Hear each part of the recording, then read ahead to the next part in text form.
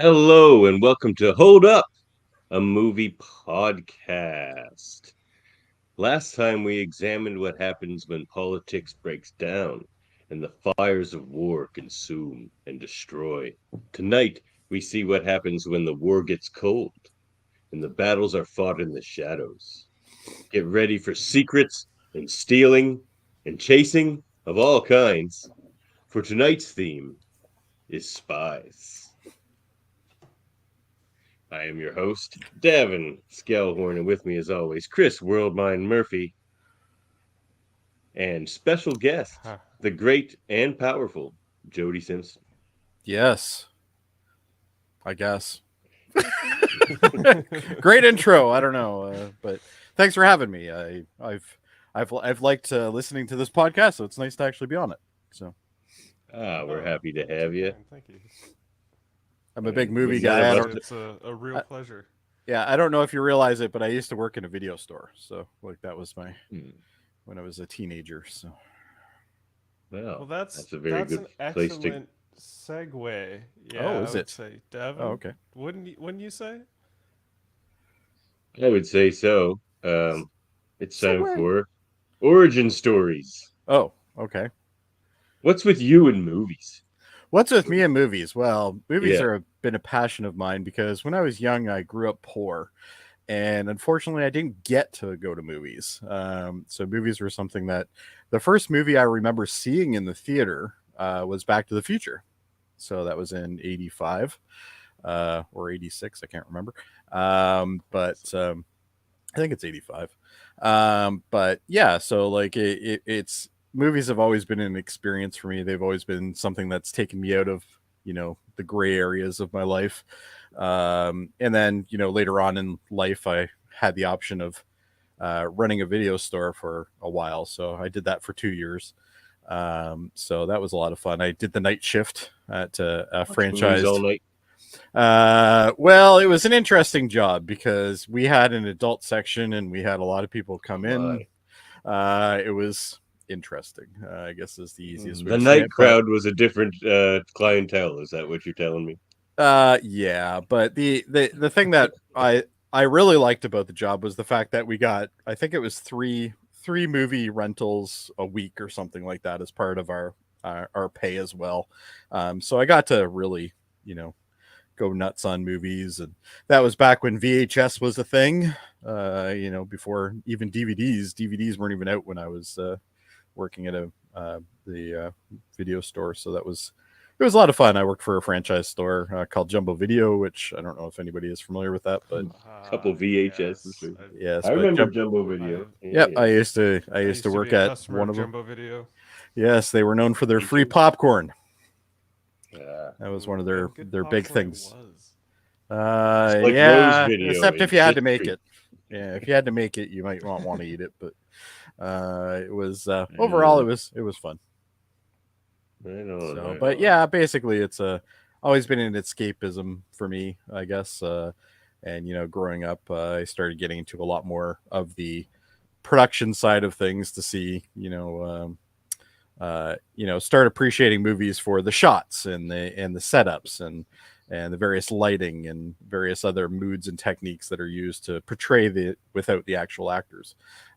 So I got into a lot of that too. So I started doing some of that in high school as well. So, but that's about it. But it's not all about me, is it? No, but that might have been our best origin story yet. That Oh, was a good okay. one. Well, Yeah. Uh, I, Yeah. I, We I like will to I get will a make we like to sure get a I feel. next time I talk to Dave Mater, I'll make sure I mention that to him. well, look, I got it. I'll tell you right now. We invite Dave on the show. He keeps bringing stinkers. Um, Oh, he and you brought a much better movie than the two that he's previously brought. I'll tell I'm you that. glad to hear that. I'm glad to Now, hear that. I'll give him a pass for Gattaca because I thought it was. I remembered it being good too, but it wasn't. Gattaca was good at the time, but now that we've had Yeah, better it just movies didn't that have hold come up. out, it's not as good. It, it didn't reach Yeah, it's a our little bar of does stale. it hold up. It's quite stale. It's Well, just if we're going based on the premise of this podcast, I would say no, it doesn't. But yeah, and that's that's what just we me. said too. Well, here's what you know what I think I'll just roll these at the start before we get going. So there's what we have for our A movies so far, Jody. That's what we've House Party as in like are great movies. party. Yeah, it was amazing. It's the best party movie maybe ever. It was so stupid, but it was fun. Bridge over River. No, it's amazing. it is, but it's also poignant and beautiful, and like It is. It It's a holds beautiful together movie. so well. They did It's a just remake like, of it, eh? I don't know if you saw that. There's a and remake. apparently no. it's terrible. Wow. It's It has to terrible. be. Of course and it I is. was told at one point, they're like, "Yo, let's do the dance," and they do the exact dance that's in House Party. Oh, as some you sort of can't do that without callback, kid and play. No. Yeah, That's it's just terrible. man. Like, oh no. So there's some No. great And- movies going on over here. Bridge Too Far. That's one of my favorite war movies. These are our C movies. Really? Really? That's These are your the ones C we movie? didn't like. This is our Really? C list. See, That- yep. Here's where this is our okay. B list here. What was the war movie in the B list? Guessing it was Neither. Bridge on the River Kwai and that's a B list movie for you. made That the was A-list. great too. No, that was. But no, Bridge on the River Kwai is an A-lister. Bridge on the River Kwai in 1917 Oh, okay. made our A-list. Okay, good. On the B list, we have like things like Tingler, Logan's Run. That's great. I loved it, but I wasn't agreed with entirely on that. Yeah, I know Dave doesn't like it, but yeah, he didn't. He brought us down on that. Gremlins is very overrated. Gremlins 2 is a much better. That's movie. what Murphy said. That's exactly what Murphy said. Oh, it is Gremlins way 1 is more still fun. amazing. Yeah, it's way more Thank fun. you. It's got way better characters. And there's Everybody's the C very movies. dimensional in the first movie. Vindication. Yeah, All these C movies were pretty bad. I'm not We trying to didn't suck like up A Bridge or Too anything. I'm Far. just saying. It was pretty. Bridge Too Far is a classic. It's a slog. See, I went through a big war phase where Yeah. I watched pretty much every war movie there was available at that time, and that was Fair enough. still one of my favorite ones. Bridge on the River I Kwai like is The one of the Bridge best Too movies Far. I've ever seen. It's a great movie. It's amazing. I like to Bridge Too Far, just because of the spectacle of the practical effects and the whole Very thing that big just budget, bewildered yeah. me. I was just like, wow, this is. Yeah, Feels like the a acting real, is a little Tropic phoned Thunder in film though. or something. Yeah, Yes, the that's acting's what a makes bit me, phoned like, in though. Again, Yeah. pull back to that. Like this reminds me of Tropic Thunder in the sense that, those guys were making a big budget real war movie with all sorts of special effects, and they were also phoning in their acting, and it's just Sam follows me. Like there's inspiration. Just so you know, I know, it's weird. Sam follows me. He loves you. But, Oh, is that what it is? I don't think so. Yeah, but anyway. Sam, VHS tapes are what we would watch movies on, and they're VHS players VHS. where you would watch That right there. That's a VHS tape. Yeah. Yeah. Be kind. Eventually, you wear the tape out, and then your screen gets. Yeah, actually, my copy of what was it? Back to the Future. My VHS copy of Back to the Future got so worn out that there was actually scenes in it where it would actually like kind of just disappear for a minute and then come back again. It was that used. I watched that movie. Had to have been 100 times at this point, easily.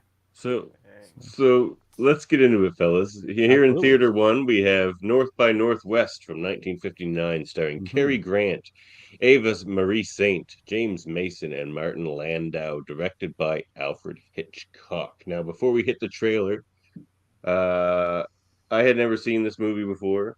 Oh, really? No. Same. Jody has. I have. Yeah. All three of these movies I've seen before. I did watch all three of them in the last 2 days. Good. Just so did I, and I had not seen any. So, but I've seen lots of Alfred Hitchcock, but I had never seen Cary Grant in a movie before. I don't think. Really? And yeah, so he was sarcasm ahead of his time. He certainly was. Yeah. I enjoyed what was presented so far, but yeah, let's get a refresher on this trailer. Too many films to watch this. Cary Grant, Eva Marie Saint, and James Mason. Good evening, Alfred Hitchcock. I'm an advertising man, not a red herring. I've got a job, a secretary, a mother, 2 ex-wives, and several bartenders. Okay, I gotta tell you, the one distracting thing about this movie is the transatlantic accent. Cary Grant, Yeah. Transatlantic accent. It's I mean, it's so phony, and it's just a little bit distracting. The only thing I have a problem with this trailer is the fact that it literally tells you most of the movie. Which You run into that a lot. Yeah. It's a problem with trailer making. Trailers all around. Yeah. A lot of trailers are like that, yeah, for sure. Tell me, why are you so good to me? Shall I climb up and tell you? But I would never I seen wish Cary I could Grant get the before, but name. he's so charming. And like, I see why I've he never was such seen a Eva famous St. leading Marie man. before. Oh, me neither. I've never seen Eva St. Marie before. Oh my god, she took my Eva, breath Eva away in this Marie film. Saint. Yeah, Eva Marie Saint. and James Mason as the man of sinister surprises. Yeah, I mean, across the board, the Satisfy performances you is were when I pretty play great. dead. In your very next role, you'll be quite convincing. And he's I assure slick you. though. Like he was like Robert Downey Jr. before there was Robert Downey Jr. He was like, he's just got such a slick tongue. The thing that caught me the most is Walter Landau. Walter Landau. Landau, that's it. Martin Landau. Yeah, Martin Landau, sorry. Landau looked, He just so sharp. he's so sinister. Like it Oh, just so when he he's was got those younger, eyes. he looked even more sinister than he does, in the older days, right? Way more. I was waiting for him to do some crazy shit, but he really didn't. Like some No. like serious like evil Smithers shit. Yeah. But it never happened. All right, so that's the trailer. That's the for- re-release trailer. That's the Yeah, there we go. I think it because the original movie came out. I think they came out in black and white originally, did it not? And then they released it in color. I think the original theatrical was black and white. That makes But I sense. could be 'cause wrong. When you look up images, you certainly see a lot of them in black and white. Well, And yeah, that, but like, famous image the of press him stuff was running? always in black and white anyway, Yes. right? So Oh, fair enough. yeah. Fair enough. So I'm going to get into the synopsis on this movie. And Murphy, I know, has a lot of images that he loves that he'll put up. Well, I'm going to get into this. You ready, Murphy? All right. I'm ready to. The year is 1958, the year before the movie came out. And in a New York City hotel bar, a waiter pages George Kaplan. And at the very same time as the waiter pages George Kaplan, Cary Grant here, what's his name again? Thornhill. Roger Thornhill. Yeah. Summons the waiter at the same time. So he's mistaken for Kaplan and kidnapped, which is a crazy start to this movie, especially like it's not what you expected. And he's just so cool about it. Like he's being kidnapped and he's just super cool. And what's funny, he's not like the spy character. Which I think is actually the most disturbing part of the entire movie is the fact that like he's okay with the fact that he just got abducted. Like he's cracking whips and everything. There's a slick customer. I would say like just people just sort of like, oh, this person is either getting abducted or this guy's running through and nobody seems to care. Like he runs past like through multiple securities and stuff like that. Like it's kind of hilarious how everything all just gets let happen in front of him. I find, but still. Oh yeah, the way the way the events play out in this movie, I was glued to the screen. It's so well written. Like for a screenplay, it just like the pacing is so modern. Yeah, I think it was definitely ahead of its time when you compare other movies of this time frame. It definitely the thing that struck me the most interesting about the entire movie wasn't even anything to do with the story. It was actually the visuals. Intro, like the opening credits and how they're doing the like North by Northwest like grid, and then all of a sudden it turns into like the building and stuff like that. I just think for the fact that this was made in what 59, I think 59. Yeah, 59 came out in 59. Yeah, like just like some of the cool things that they did in this movie were just they must have been ahead of themselves here. Like Hitchcock obviously is a very good filmmaker, but I just think from a visual aspect of things, I think that this is just a phenomenal movie to watch on the visual side of things. Even if you don't care for the story, it's still a pretty fun thing just to watch from a visual side of things. It's pretty solid across the board. Maybe Peter's out a little bit in the third act, but honestly, I'm starting to forgive movies for that because 99 out of 100 movies, Peter out in the third act.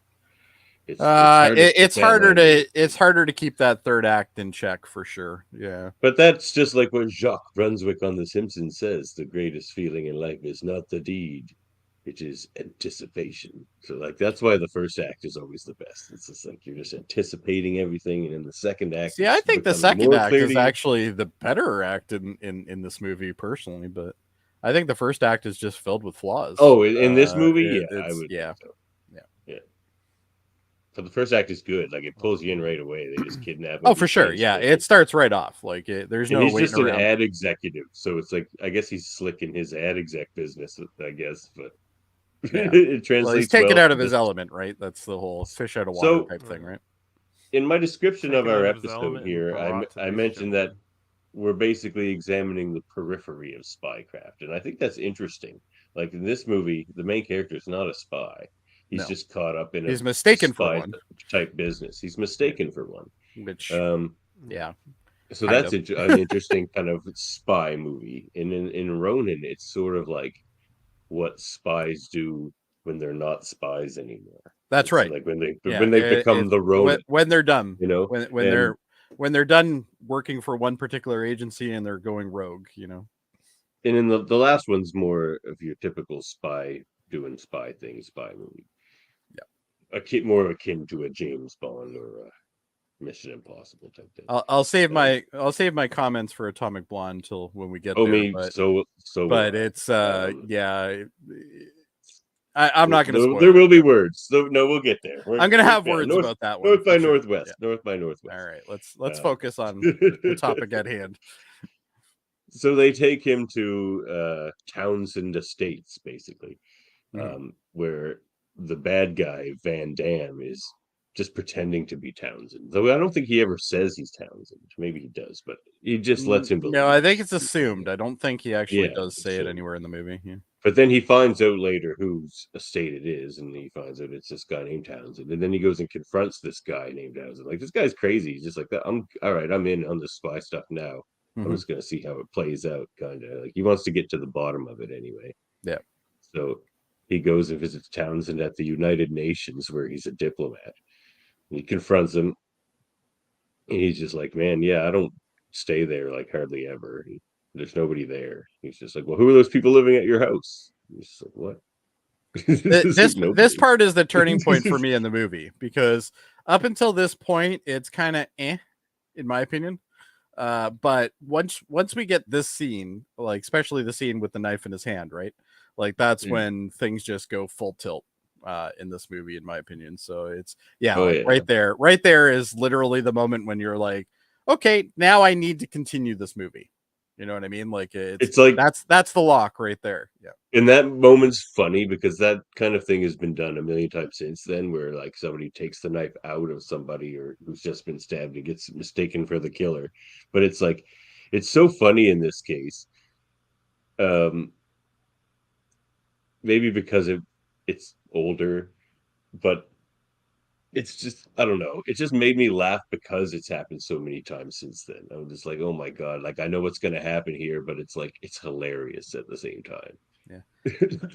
He's clearly going to get mistaken. You kind of know what's going to happen there, but at the same time, you don't, because he grabs a knife, which is just like, whoa, okay, you just full on grabbing the knife and then pulls it out to be like, boom. Perfect. That picture is hilarious. Well, not only that, but realistically, it doesn't actually match the scene. So obviously, it was a picture that was taken after the fact, but it's obviously it doesn't match the scene because half those people weren't even in those positions when he pulls out the knife. So it's like, oh, okay. But this movie is almost like every kind of movie rolled into one. Like it's comedy, it's action, it's got mystery, it's got romance. Yeah, the sarcasm of Cary Grant, I think, is probably one of the shining lights in this movie. He does a lot of sarcasm. As soon as they kidnap me, it's just like, so where are you taking me? I mean, I am being kidnapped, right? That's what's happening here, right? Like, yeah. What's up with that? Can we bring up Murphy's mic a bit? I can never hear him. Yeah. Can you bring up your Yeah, mic we a can do bit? that. Either that or just Davin's a little too loud, but one of the two. Here I am running your I can podcast. bring up my mic a bit. That's the producer in me. I'm sorry about that. But No, it's all good, man. oh, there, that's much better. Yeah, much I just better, want to hear. anyways. I'm here to hear both of your opinions, so that's why I want to make sure I hear you as well. Of You're not course. going to want to hear his opinion So yeah. later on Atomic Blonde. Oh So my God, this guy, Mr. I'm not even gonna get. We'll get into it later. Anyway, yeah. So the paper stabbing and all that stuff leads to probably one of my favorite scenes is the CIA meeting. Yes, I where love they're this all scene. just sitting around, casually talking about and figuring out the exact thing that this guy's going through, and just saying, you know what, nah, fuck it, we'll let him go. yeah, We'll just let him. Yeah. yeah, we'll just let it play out. Like we can't stop it. We need people to think he's Kaplan now because we can't let them know there's actually no Kaplan. Like there never was a Kaplan.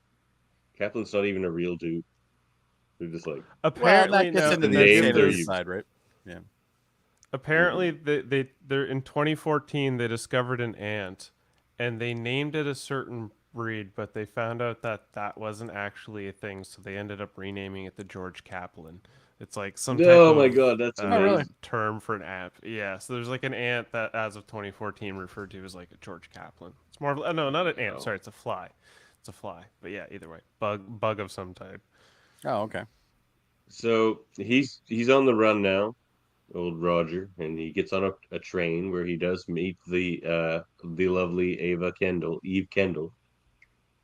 And Murphy's got a bit of a crush, I think. Oh, she's a beautiful woman. Dude. Beautiful woman. She's a beautiful woman. Even to this day, I looked some photos up of her. Even at 98 years old, stunning. Oh yeah. There you go. Oh, she's a formidable presence in this movie for sure. So she invites him to his table later. So basically, she covers for him. Like the train police are about to catch him, and she hides him. And, like he's gone that way, that sort of thing. And so yeah, he's has some dinner with her later. Why is that showing? They because somebody picked it up. Oh, I just blocked them. they share the evening together, in her car. And then he finds out that she's actually a government agent. But he, agrees to help maintain her cover because he likes her. I think the one thing that this movie really does portray is the fact that the police are terribly bad at their jobs. Oh, like, yeah. It's like he puts a hat on and instantly he's invisible to everybody. Like Ronin does that even more, I think, which I'm going to talk about. Like Ronin does. They make all these of movies show Ronin. that, like, compared to spy type people, the police are just bliss oafs. Well, they're supposed to be a higher level, right? Yeah, I guess. Yeah, so I would have liked to see more Martin Landau in this movie, though. I felt he was underused. I would have too. Yeah. He didn't get a lot. Him and Van Damme. He was like Van Damme's number 2. Yeah. Or his number 1, I should say. He's just so creepy looking. Like you just want more of him. Like in this type of movie, you want more of them. I find, but so Thornhill gets to Chicago and he goes to Kaplan's hotel, and he learned that he checked out. He gets to Chicago and he goes to Kaplan's hotel. Did you forget a little important bit after the whole like train, romance scene? Just from there, it's like, well, boom, Annie's in Chicago now. Are we just gonna look over this bit? The best scene in the entire movie. Sorry. All right. Best scene in the whole movie. So he's waiting at a bus stop. Now look at that visual though. Just go back one if you could. That visual is fantastic, and we get this symmetry the entire movie. So Hitchcock takes this whole cross thing and just keeps going with it, and I like the fact that it's also pointing northwest. Yeah, I love that. So yeah, I love this. Just him waiting at this bus stop in the middle of friggin' nowhere. This is a great scene because, like, literally, he's in a just suit standing and there, tie, and then another guy shows up, and they look at each other. Yeah. Oh, it's so weird. I'm like, It's what just is this? so odd. Yeah, this is. That was one of my favorite. You're the man scenes I'm waiting for. He's like, I'm waiting for a bus. Yeah, he's You're like, right. "Ah, I I'm just scrolled waiting for a down bus, too bro." far, and that's why I skipped over this. I'm No, okay. reading a synopsis here. But yeah, Look at the honker in that dude, though, eh? And while they're talking, they notice there's this crop duster circling around, and Buddy even says, he's just like, "Well, that's weird. Dusting No crops crops over there." Yeah. Everybody's like, huh. And it starts chasing him, and like epic. Like this is the famous shot there. This is my favorite scene of the entire movie, which I think it's probably one of the most well-known scenes of this movie. So, but just I don't know how they shot this. I don't know if it was just projected on a screen, behind him or not. But it looked very good. It looked very good, especially for the time period. Yeah. From my understanding, it was a practical shot. That's what I thought. Plane and stuff. Most of the shots of him like on a field and the planes and sky are generally practical. It was actually when the plane, after he gets crop dusted and stuff, and he goes to stop this truck. Oh God, crazy shot too. That's when things start getting like he's clearly on a green or blue screen here. Yeah. You know? Oh yeah, for sure. And he gets knocked down. But I love the look on his face when he's under the truck, though. Like just the look on his face he sees is the just plane coming in. Yeah. Yeah, because it's coming into that oil truck, right? And like, and it happens so fast, and it just blows the up, plane runs into an oil truck and explodes. It's crazy.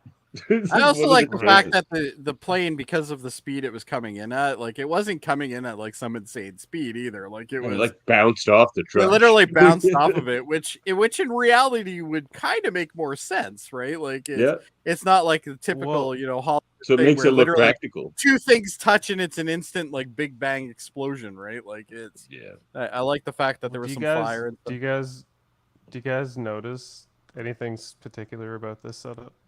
Go back though. They're models. Oh yeah, for sure. These are models. Oh yeah. There's a little fake person in there. They did pretty good with it though, I thought. Yeah, really good. Yeah. Except obviously the fire is a little out of proportion, but it's it's Hollywood they used fire. a bit of gasoline in the shot, but fun shot all the same, Yeah, you know what? This is also 59. Like, let's be honest. Like, that's pretty good really for good. 59. I've seen some It's only when we from the slowed it 50s. down. Yeah, we reviewed The Apartment. Oh, terrible movie. It's a terrible movie. I never understood. I have one friend that absolutely loves that movie, and to this day I still haven't got him to explain how. There's no explanation that loves can be it, had. And I have no idea why. Yeah, he just slaps the shit out of him. Oh my gosh, you should sue them. It's brutal. It is. Who picked that one? But yes, he does get back to Chicago. I did. I had never seen it, and people say it's good. It's like, yeah. No, that's the thing about movies, right? Everybody has that movie that other people don't like. What we're here to find out. Yep. Yeah, sure, that's what we're here to find out. We pick movies we haven't seen to find out if they hold up or if they don't. And so Thornhill gets to the hotel, doesn't find anything, so he leaves. He goes to an art auction where Van Damme's there purchasing a Mexican. Well, he doesn't quite not find anything. He finds Eva again. Yeah, he finds Eva again. I do like this scene though, where he's in the bathroom and he's like faking the shower and he's watching her the whole time. Yeah, I love that shot. That's pretty cool. True. And if you notice, he's looking through the door hinge. He's not actually looking through where the door opens and stuff. Yeah. He's actually. And then he eventually follows her to the bid place, though. Yeah. He tracks her to the auction. Yeah. The auction scene's great too. Van Damme sees him, so he leaves to deal with Thornhill. Yeah. And Thornhill disrupts the auction until police arrive. And he says he's a fugitive murderer, but they release him to the government agency's chief, the professor, who reveals that Kaplan was invented to distract Van Damme from the real government agent, who is, of course, Eve Kendall. And, of course, he agrees to maintain her cover because he likes her. And this is where like the movie kind of loses me a bit. They're at the Mount this Rushmore is the Visitor drop off Center. part. Yeah, Yeah. yeah, for me as Now well. he's willing to play the role of Kaplan, and he's gonna go negotiate Van Damme's turnover of Kendall to be arrested. Kendall then shoots Thornhill, seemingly fatally, and flees. Turns out that her gun was loaded with blanks, though of course this is all a big trick. Afterward, the professor arranges for Thornhill and Kendall to meet. Thornhill learns Kendall must depart on a plane with Van Damme and his henchman Leonard. Leonard is Martin Landau. Yeah. He tries to dissuade her from going, but is knocked unconscious and locked in a hospital room. Thornhill escapes. He's so menacing. Yeah, I know. Love him. So menacing. He escapes his eyes, man. And he's got this kind of like creepy "I'll kill you" smile too. He's got that Norman Bates look to him. So then Thornhill goes to Van Damme's house to rescue Kendall. At the house, Thornhill overhears that the sculpture holds microfilm and that Leonard has discovered the blanks remaining in Kendall's gun. Van Damme indicates that he will kill Kendall by throwing her from the plane. Thornhill manages to warn her with a surreptitious note. Van Damme, Leonard, and Kendall head for the plane. As Van Damme boards, Kendall takes the sculpture and runs to the pursuing Thornhill. They flee to the top of Mount Rushmore. I don't really like this whole scene. As they're climbing down the face of Mount Rushmore. Like, I don't know, maybe Ben Franklin's face. I don't know. I wasn't paying that much attention to that. Well, there's Lincoln. There's George They're Washington. getting shot at. Yeah. Leonard gets I think shot he's on by a George park Washington's ranger. face right now. Yeah. Okay, he's on Well, Washington's they're face. kind of getting shot at. They're getting chased through the woods, and they start climbing down. And apparently, while they were doing this, as you can see here, Eva Marie Saint, she was climbing down and she whacked her elbow, like legitimately whacked her elbow. It wasn't supposed to be a stunt thing. And Alfred Hitchcock was like, "Well, I might as well just keep that in the film." That's really banged her elbow. Yeah, might as well, man. Yeah. That happens but a yeah, lot. they keep making their way down, and then They keep making their way down. Yeah, Leonard's killed by a park ranger. Van Damme is taken into custody by the professor. Meanwhile, Kendall is hanging onto the mountain by her fingertips. Thornhill reaches down to pull her up, and then at which point the scene cuts to him pulling her, now the new Mrs. Thornhill, into an upper berth on a train, which enters a tunnel. Yes, which obviously is a very phallic way to end it. Sure. This is the best euphemism ever, and Hitchcock thought he was the bee's knees for conceiving that imagery. I'm sure he did. Yeah. So that was our plot. What did you guys think of the plot and storytelling in this movie? Honestly, I really think it's the weakest part of the entire movie. I think the visuals are amazing. I think the actors do a pretty good job of things. I think some of the action scenes are fantastic. But the story is probably the weakest link here. I think the best part about the story is its pacing, because it does, like, the sequence of events. The pacing is good. Engaged.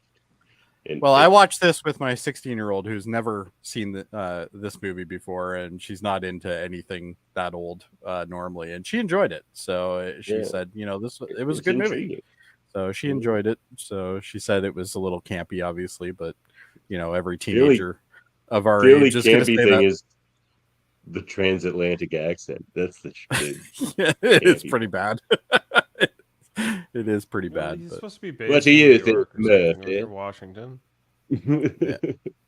What? The only thing that really bugs me about this entire movie is how he reacts to being abducted. Like, how he's so cool. What do you want to do? He tries to escape, like, at the stoplight. Well, he's a gentleman. He's supposed to be a marketing gentleman. He kind of thinks it's a joke at first. He thinks it's some kind of prank, so he's not totally freaking out until he starts getting like a little deeper and caught up into it. Mostly his freak out starts to happen after he, basically gets like a whole bottle of booze just like thrown into his face. Oh, we forgot. We didn't really talk about that, did we? That was a fun scene. No, they just like all right. Straight up poured bourbon into that cup and apparently made him drink it and then throw them into a car to go drunk driving. Oh yeah, that was A whole crazy bottle. setup. The driving scene where he's just drunk as hell driving is insane too. Like this movie keeps Well, you Yeah. oh freaking yeah, the engaged. drunk driving scene would definitely not fly nowadays. No, you Like, never see you that. wouldn't get that past any censor. They'd just be like, no, Especially how can't do he that. just kind of gets a slap on the wrist for all that insane drunk driving. They're just No, like, he got a $2 fine. yeah, exactly. Just pay the The $2. guy's like, His just pay mother the keeps telling him. $2. And a little distracting too is like he's clearly the same age as the actress that plays his mother. And I looked it up; she's actually 8 years older than him, but still, like they look the same age. Well, Like he's supposed to be yeah. playing this young 30-something gentleman, but he's like Yeah, in his but Cary 50s at Grant this wasn't point. even 30 then. Definitely like, no. Yeah, like No, it's, But definitely in his, like, that no, he 50s. was like in his 50s when they filmed this, and like oh, for he's sure, supposed to yeah. be this young gentleman. But I like it. I like the sarcasm. I think the writing's fairly good, like the dialogue itself. I just think the story dialogue's is, fantastic. yeah, I think the story Yeah, is just the weakest part of the whole thing. Let's For- get for to our me, the scenes that film, are pick I- our favorite scenes here. Oh, go ahead, Murphy. All right, go fuck me, I guess. Shit. No, I was already Jeez. clicking on it. Get out of here. Anyway, yes, fuck you, for but you can me, still this say your is- point. You should have a segment called "Fuck Murphy," where you Well, we just have randomly similar cut him segments. off. He's just waiting to do that. Look, I'm Anyway, in as charge I of was saying, the pacing of this the podcast. yeah, and you're always like jumping back and forth and won't give me a hot second to at least get my thought in here. So come on, give me a hot second. You guys are both in I that. thought You're the both in that film- icon, so you know. I thought the film was really well paced. I thought it was enjoyable, and I did enjoy, as you said, the dialogue was really well done. Each shot was magnificently beautiful. Apparently, the beginning opening was one of the first examples of kinetic typography for really? like an opening intro. Yeah, which was That I really didn't cool. I liked some of these like touches. Good even example, in the that's for beginning sure. when Alfred. Yeah, even the beginning when Alfred Hitchcock tries to get on the bus, but he can't get on the bus, you know, at the very like beginning before the credits and stuff. So like it was like a lot of stuff like this is like out of all of these classic films, this is definitely by far my favorite one. And out of all of Alfred Hitchcock films, this is definitely by far my favorite one. Like it was a really solid film throughout. I felt, however, disappointed mostly by the final act and the ending. I thought it was very like, that's it? Really? This was so like there was so much fun and play. You There's had so all much this build potential up in for it. More. Yeah, and it's like being a teenager and you know getting your first run. You know, like it's yeah. Yeah, you know, you go in and you deflated the balloon before you really got the game going, and now you just got to deal with a soggy mess, you know, and then that's no fun for anyone. That is a fantastic way of explaining it. Oh my. But speaking of soggy messes and wet dreams, scenes. oh man, can I talk about my favorite scene? Absolutely. You want to You wouldn't believe what it is, but it was the dinner date scene between Gary Grant and Eva Marie Saint. It was like just the tit for tat. It was such a modern date like conversation. Here we are again. Yes. It's, Recommend anything? yeah, The brook trout. A little captivating. trouty, but quite good. A little trouty. Quite good. Brooke? But Yeah, quite so it's good. the brook trout. And that's bullshit because brook trout is the least trouty of all the trouts because it's not a trout. The brook trout is a char species. So get it right, Alfred Hitchcock. There you go. I know, I look vaguely familiar. Yes. He's on every paper. Like he keeps flipping them over and setting things on top of papers Yeah, I and have shit. that effect on people. It's He's a pretty tinkerer. funny. Around on the train. Yeah, he's Yeah. a It's tinkerer. a nice Yeah. face. Yeah. You think so? I think it's supposed to I wouldn't say portray that so. he is a little nervous though.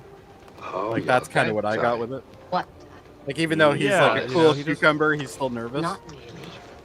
Yeah, he's Because not honest quite women sure fight about me. himself. Why? I don't know. I love this Somehow they line. seem to put me at a disadvantage. Because you're not honest with them. Exactly. Like that business about the 7 parking tickets. What I mean is, Although that was pretty the funny. moment I meet an attractive woman, I have to start pretending I've no desire to make love to her. What makes you think you have to conceal it? She might find the idea objectionable. Then again, she might not. Boom. Oh, kill me. Think how lucky I am to have been seated here. Well, luck has nothing I to like that line lucky too. I Look am how to be lucky I am seated to be seated here. I like how he's got that kind of twang to to it seat you too. here if you should come in. He's so slick, man. And Well, so that's Cary she, Grant though. man. Every Cary Yeah, Grant Yeah, movie's man. like this. Maybe my favorite leading man of the I time. never He's discuss pretty on slick. empty stomach. You've already eaten. But you haven't. It's a bit trouty. So much innuendo there. So much. Yeah. Oh yeah. Don't you think it's time we were introduced? I'm Eve Kendall. I'm 26 and unmarried.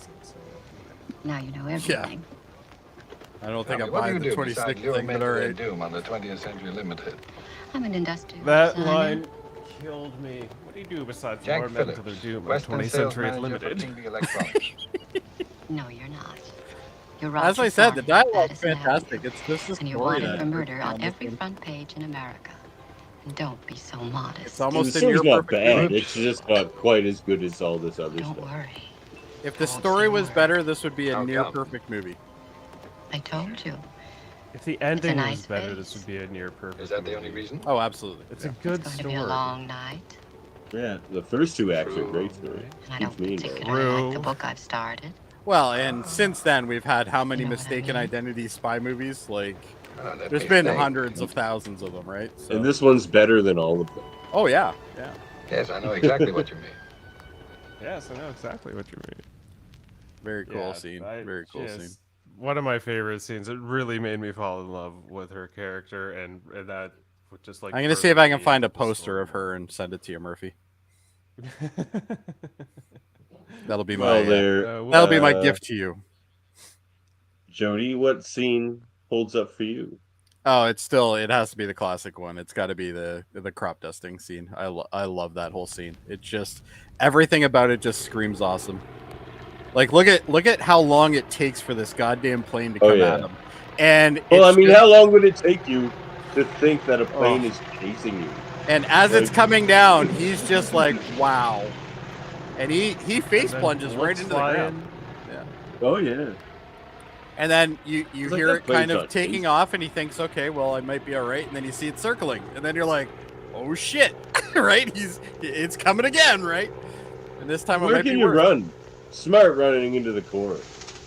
Well, Yeah, the yeah, core was a no, good idea. considering it is a Stay crop low. duster, and you know it's armed with tons of pesticides. Clearly so- gonna dust him. Yeah. Yeah. And that's like the 50s, Yeah, I so thought he just about it. got What- DDP'd. Oh yeah. Like, that ain't good What is- stuff. He'd What are be the health right next- ramifications of this? You know. Well, yeah. 2 years later, his character dies of cancer anyway. Oh, so, like, what- absolutely. That's the thing. A lumbago got him. They never made a Oh, sequel for a man. reason. Yeah. He was already in Well, a poor he was Roger already in a Cornwell. hospital bed at this point. the like, sad just a- part is his gravestone just says, "Here lies Kaplan." Yeah. And then you see the crop dusting coming up, and he's just like, Yeah. oh shit. And look at him, Doesn't he's try to just- cover this his is the face or 50s. anything. What do you This is do, the right? 50s, so they Okay, probably maybe a dusted breath. Cary Okay, I'll Grant take this with off. Real pesticides. Yeah, but just I know We it's need to make it look real. I know it's a fairly common scene, and everybody Great kind scene. of references it, but it's just it made my day every time I see it. Yeah, it's Alright. a solid scene. What's yours, Davan? What do you yeah. What one did I pick, Murphy? You picked the drunk tag, basically, is what I caught titled. Oh, the drug Thanks tag's for pretty it, funny. fellas. Yeah. Lieutenant, I want this man examined for driving Oh, yeah, while this is great. intoxicated. Really? Yeah. You see, they try to kill me. No, he won't listen to me. And in a big He's like, I don't they need try that. I kill need to me. see the police. Let's just go And he's like there I don't talking want to. I have Somebody call the questions though. police. Come Do on. they really Come need on. to test them for this? I know, it's so like, funny. is it not obvious, fellas? Like, he probably reeks of bourbon. Like, reeks of it. Oh. Oh my gosh. Sit down. He's not He walking. plays the straight. drunk guy I don't want very well. Perfectly all right. I don't want to sit. We've got Perfectly all right. book See, out. He's like Throw laying the down book at while him. he's talking. Assault with a Like, gun, dude's bourbon, drunk, and a sports car. The whole Good time God. he doesn't You'll be realize all right that after a he's good the one night's being sleep. arrested. We got a He nice thinks cell all made they're up and just waiting. gonna try to I get don't to the wanna sell, I bottom want of a the people who policeman. kidnapped him. Car was just Yeah. reported stolen. It's just like, throw the book at him. Huh? Mrs. Babson up See? on Twining Road. Right. I got a call somewhere. Where's the phone? You're allowed one call. Over here. You better make it your lawyer. that beat officer is the oldest beat officer that hasn't been promoted in the world. 8109. All the police are the oldest people. Bolivar Any 8109. police officer, security guard, they're literally Yeah, just they're these all guys old. on the brink of retirement. Yeah. All the porters were pretty old as well. Just a minute, please. Oh, and he's talking to his Calls mom. his mother. Oh, mother? Oh, This is mother. your son, Roger Thornhill. God, this is a good. Yeah. I'm really drunk and I'm in I'll my find out. 50s. Come help me. Yeah. Where am I? Glen Cove Bring the Police. bail money. You have to bail me out. Green Cove. They say I gotta pay $2. It's like No. It's like the no, cool mother, I have version of nothing. Skinner getting called into the brink. No, these two Yeah, men, they yeah. poured a whole Yeah. bottle of bourbon into me. A whole bottle. They just poured it right in. in. They just poured a whole No. bottle Didn't into give me. me Come on, let's it. They poured a glass and made him drink it. Well, I'm not finished yet. Yes, you are. Come on. Mother, Plug his nose I until gotta he go opened now. his mouth and just started. Will you get my lawyer right away and come out and bail me I out? never Tomorrow expected the line, they didn't give me a chaser in Tomorrow a movie morning, from he said. 1959. That one Oh, friggin' hit I me don't like know a ton that. of bricks. I was like, Yeah, He that wants was to know pretty who said. Sergeant Emil Klinger. Sergeant Jaemeel. Jaemeel? Sergeant Emu. Email. And I think that also Jaemeel proves our Klinger. theory, right? Like, all three of I love these this scenes that too. we I don't picked believe it are either. all good. They're all well Sergeant written. Email Klinger. I'm all right. Yeah, I didn't believe it Good either. Oh, That was mother. Let's That mother. was mine. I love it. Yeah. That was the So- comedy in this movie. Like it has everything. There was a good chunk of comedy in it. Yeah. Yeah, there was a fair amount of comedy and witty, back and forth. And Oh, you had yeah, one I more would scene say too, that- didn't you? Well, yeah, I did have like one more little scene. I did. That's a good point. Thank you for bringing that up. Okay, Mm. so my one last little scene, and this is a scene that just made me laugh out loud because of everything that's happened to him up into this point in the film. And he just starts like crawling out of a window. Oh yes, okay. And he crawls into this other woman's room. I love the music in the background though. It's very, very uppy. Yeah. It's like music from a Looney Tunes cartoon. Stop! Oh, excuse me. Stop! Stop. He's like, not right now. I have too much Yeah. bourbon. Yeah, just that little. I'll come back later. Oh, it's so funny. Yeah, I'll come back So later. funny. It's all good. There's something that gets me more than like when a guy turns down a woman in like the most like curt way. Just He's just- like, not right I now. laughed. Maybe later. I laughed. Which performance would you hold up? Jody, you first. Well, Cary Grant. I think it's I agree. it's a timeless performance. I think everybody can learn a little bit from Cary Grant and how he handled himself during this movie. I think just his line delivery is spot on. He plays off of the other players really well. He's got some really good little tiny nits in there, which make things fun. And even his facial expressions and stuff like that, and how he plays off, especially off of Marie Saint. I think that alone, I think that's probably the best performance of the whole movie by far. But I think Eva does a great job as well. Yeah, for sure. Yeah. That's who my performance standout is Eva Marie Saint. She knocked it out of the park for me. I wasn't expecting such a captivating and stunning sort of leading woman. The way she just sort of commanded every shot and scene, she looked gorgeous. She held it every scene in my attention. She has a smooth confidence. Well, yeah, the confidence in her was just amazing.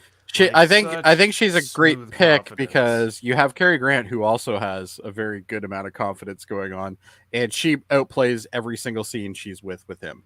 Like she Every just goes scene. right past him when it comes to Yes. confidence. Yeah. Yeah. Oh yeah. Like even like look at the smirk on her face. Like But she's should, running 'cause the scene. Like she's running she's it. an agent. Yeah. Like Yeah. he's just this Yeah. this dumb guy that got sucked into this thing. Well, he's not dumb, but you know, He's Well, I gullible. think that's fool. debatable. Bit of I a think fool. there's a couple He's a things bit that of are a kind of fool. dumb with him, but Yeah, I think those two perfect match. I think that was Yeah, it was excellent amazing casting. chemistry. Yeah, Amazing. I agree with casting. you, Jody. Yeah. For me, it's Grant.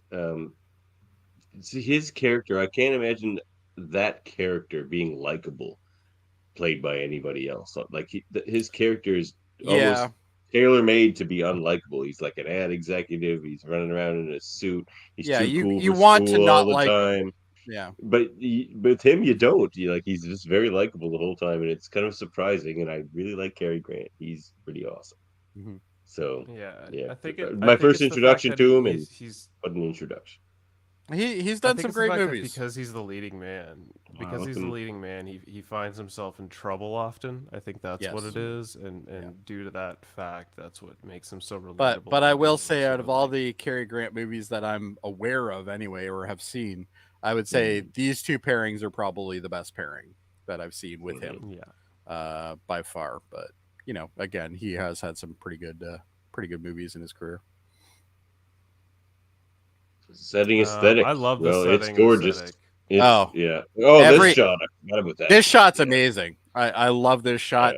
I love the symmetry. I love the fact that Mountains in as the background. and the way he pans This around the shot trees is so is just expensive. Oh, I bet. Yeah, it's got to be insanely expensive. But the one thing I liked about this scene is as they're talking, Hitchcock is actually panning around the trees, which is something that you don't see a lot of in movies because it gets distracting if it's done too much. But because the trees are so Yeah. skinny in this, he almost used it to frame them as they're talking. Mm-hmm. Really Oh, cool. yeah, for sure. Really cool scenes. Yeah. Yeah, love it. well, that's what happens when you pay for 100 pines to be implemented and built on a whole set. There you go. The only part of the It was- setting I didn't like was Mount Rushmore. I didn't need that. It just didn't work for me. Yeah, it I'd almost rather like have just it was. been on a mountain. It almost felt like done they were enough. making a tourist movie at that point. Like it's Yeah. the Mount Rushmore thing. I think I know why they put it in, but I don't think it was needed. I think it takes too much away from our players at that point, right? Yeah, it was basically a product of the director's initial visions and the ultimate script that was put together, and I think at the time they thought it was brilliant, and I'm sure at the time when watching it seemed brilliant, but this day and age not so much. No, Hindered the whole film a third little act more. doesn't hold up, so to speak, in my opinion. But not the third Yeah, act so but- well. But yeah, you know except what? for the trees part. The trees part is fantastic. I think it's visually a there's beautiful so many scene. other scenes prior to the end of this film that's just like, this is stunning, this is hilarious, this is well paced, this is entertaining, like from top to bottom. I'm enjoying this film, and then at the end you're just like, well, wait, what happened? That's it. Overall gorgeous. But I think it's visually it's a fantastic movie.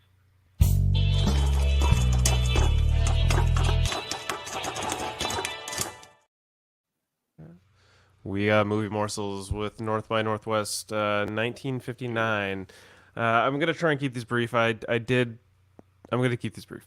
In numerous interviews, Martin Landau said that he made a decision on his own to play the character of Leonard as gay and in love with Philip Van Damme. In an October 2012 interview with Devin Faraci, Landau said that he was cast in this movie when Sir Alfred Hitchcock saw me in a play called Middle of the Night, Paddy Chayefsky's first Broadway play with Edward G. Robinson, which I toured with after the Broadway run.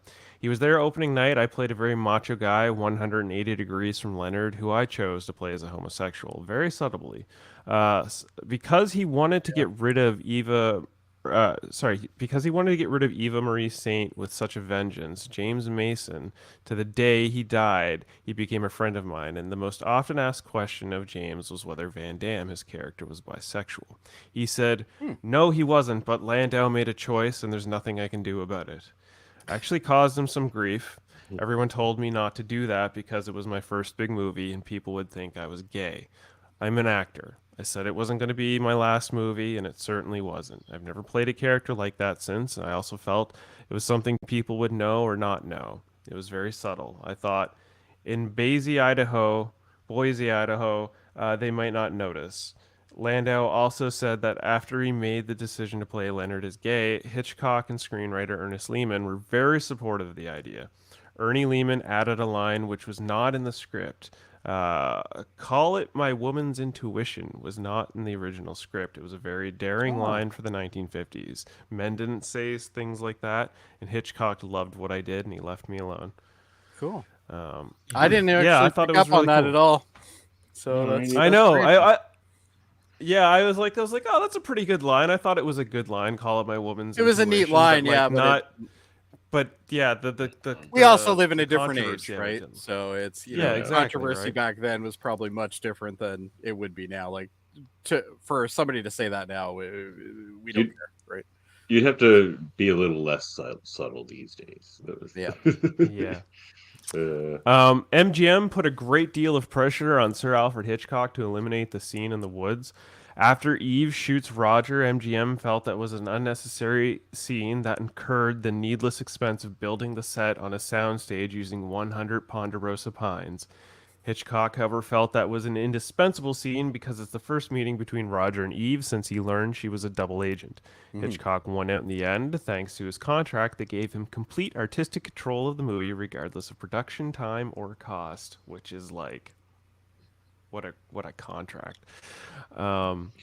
This film featured two actors who headed spy agencies in their own 1960 television series. Edward Platt starred as Chief on Get Smart in 1965, and Leo G. Carroll starred as Mr. Waverly on The Man from U.N.C.L.E. in 1964, and it spit off The Girl I didn't from put that U.N.C.L.E. together. in Yeah. 1966. Okay. Additionally, Martin Landau worked as a spy on Mission Impossible in 1966, and the crop scene is homaged in X-Files 1998 when Mulder and Scully are pursued by a helicopter in another crop field. Martin Landau appears in both of those films. Yep. The cast includes two of the stars from the same year, and this is one that I know Davin's going to enjoy. The cast includes two of the stars of the same year's The Tingler from 1959, Philip Coolidge and Patricia Cutts. That god-awful film was directed by William Castle, who had always envisioned himself as Hitchcock's rival as a master of suspense. Fun little romp. Fun little tingle. Can't say I've seen it. Don't just save yourself the time. I've heard You'll like it, Jody. No, you just watch our review and save yourself the time. Oh, okay. The final shot of the train entering the tunnel is a sexual reference. Obviously. Shocker. Sir Alfred Hitchcock came up with the innuendo and considered it one of his finest and naughtiest achievements. An Ernest Lehman screenplay just ended with, "The train heads off into the distance," or words to that effect. "There's no way I can take credit for the tunnel, damn it," said Lehman. Technically, there is no compass direction named north by northwest. In the process of boxing the compass, naming the 32 points of the compass by the direction, the points from west to north run west, west by north, west northwest, northwest by west, northwest, northwest by north, north northwest, north by west, north. There is a north northwest and a northwest by north, but not a north by northwest. The film went nearly $1 million over budget. The cinematography was by Robert Burks, edited by George Tomasini, and music by Bernard Herrmann, distributed by Metro-Goldwyn-Mayer on July 1st, 1959, at 136 minutes, the budget of $4.3 million, and a box office of $9.8 million. Not a great box office success. I mean, doubling your money's not bad, I guess, but like. Well, yeah, but you also have to look at what that was worth back then, right? Like it's true enough. to double that amount probably was still a pretty good win when movie tickets were 30 cents. It's that's still a pretty good accomplishment, I think. Yeah, fair enough. So, It's not like it suppose lost money. nowadays it'd be like an extra 10 million or so. yeah, Yeah, nowadays but you look at 10 million and you go, meh. You know. Rewatchability.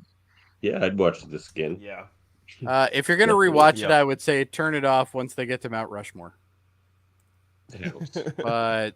But past that, yeah, like I think watchability wise, I think it holds up really well. I think I think this is easily a movie that you can relate to, even though we're 50 years past it.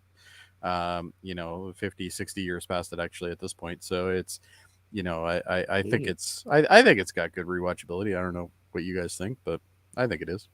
Yeah, definitely. I think there's The fact that solid my 16-year-old rewatchability. can watch it. I think that's Yeah, very exactly. fair. Like it's got, like as Davan said, it's got really good modern pacing, so anybody from today could easily watch this film and be like, okay, I get with this.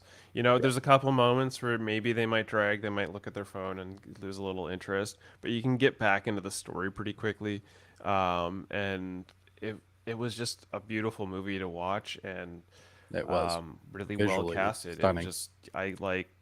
I was like, I don't know how, and I went into this, I was like, okay, no, this is a great film. This is honestly a great film. Even when I finished watching, I was like, did the ending ruin that for me? No, it No. didn't. There's too much good to outbalance that ending, I was glad it ended and- though. Yeah, like it definitely needed an ending. From my understanding, the concept was Hitchcock came up with the idea of just a random guy, random job, gets caught up in the spy industry. And I think it's based on a novel. Oh, really? No, it's not. It's literally just Hitchcock and Lehman had come up with it. So basically, what happened was Lehman was scripted to write a screenplay version of another film, which name escapes me at the time, but he ultimately couldn't do it because he just didn't find any inspiration. And Hitchcock's like, well, why don't you write a script for this instead? Here's an idea. A guy gets caught into the spy industry. He's looking after some microfilm, and there could be an ending chase scene on Mount Rushmore. So they're like, yeah, okay. So that's what Lehman came up with. He came up with this whole script, and the ending was marred a bit by the production value of them trying to build sets that were similar to. They originally wanted to go like waist down, but they couldn't do that, so they cheated it from the neck up for the the mountain and the portraits and stuff like that. And they couldn't do any scenes where basically if there's any violence going on, they couldn't show Mount Rushmore in the background, so they cut around during the for fight scene Patriot and all that. Yeah. However, there is one scene in the film, if you go back and watch it, where she holds him up and shoots him. When she's shooting him, you can cut to it in the back right corner. You can see Mount Rushmore in the corner. So I mean, like there is that. Damn the little- man. Yeah, exactly. Like Hitchcock knew what he was doing when he said that. He's like, okay, Oh, no we'll doubt. see. Let's see if you notice this. So yeah. The big question. Wow. The big question, fellas. Does it hold up? Yes, it does. Yeah. I would say so. Yeah, it holds up for me. Yeah, it's have a ourselves unanimous hold up for this film. An A movie. Excellent. I'm gonna add it to I would the almost, list I would right almost, now. you know what? I'd be so bold as to say A plus. We haven't got into pluses yet. I don't know if I'd go that far, but We haven't got into that kind of thing. Out of everything we've watched so far, it's definitely the highest rated A. I'll give that. this is the Your best favorite movie movie of the show of the so three far? movies that I've seen today. How's that? Yeah, Yeah, we'll get to that. We'll get to that at the end. Yeah, there you go. We haven't added to the A list. North by Northwest. All right, so let's move along. So, Theater 2. We have Ronin from 1998, starring Robert De Niro, Jean Reno, Natasha McAloney, Stellan Skarsgård, and Sean Bean. Directed by John Frankenheimer, who I don't think I know from anything else, but maybe I do.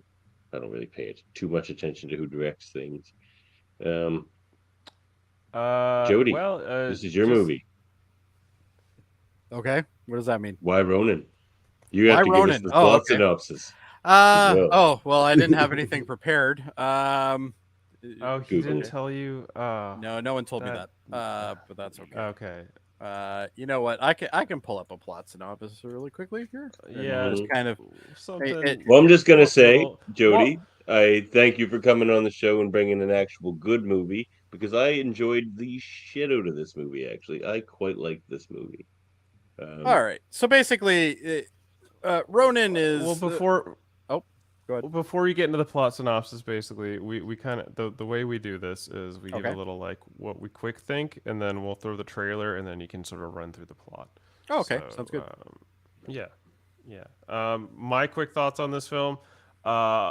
I felt like I was watching a Grand Theft Auto mission, and I wish there was a different lead actor than Robert De Niro. Those are my quick thoughts on the movie. I would have chosen a different lead as well, but he was fine.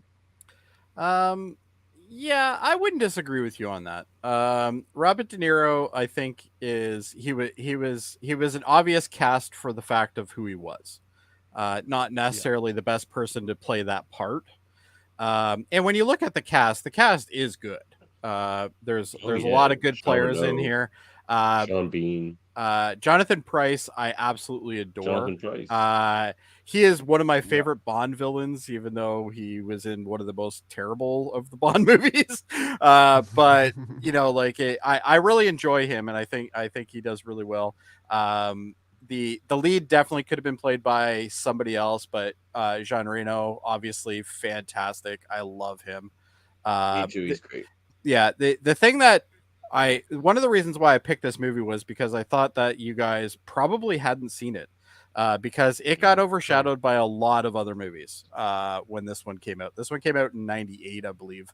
And 98, Yeah, the 98. same week that Rush Hour 2 came out, and it was Yes. apparently $26 million behind Rush Hour 2. God, this All is so only much better ended than Rush as- Hour 2.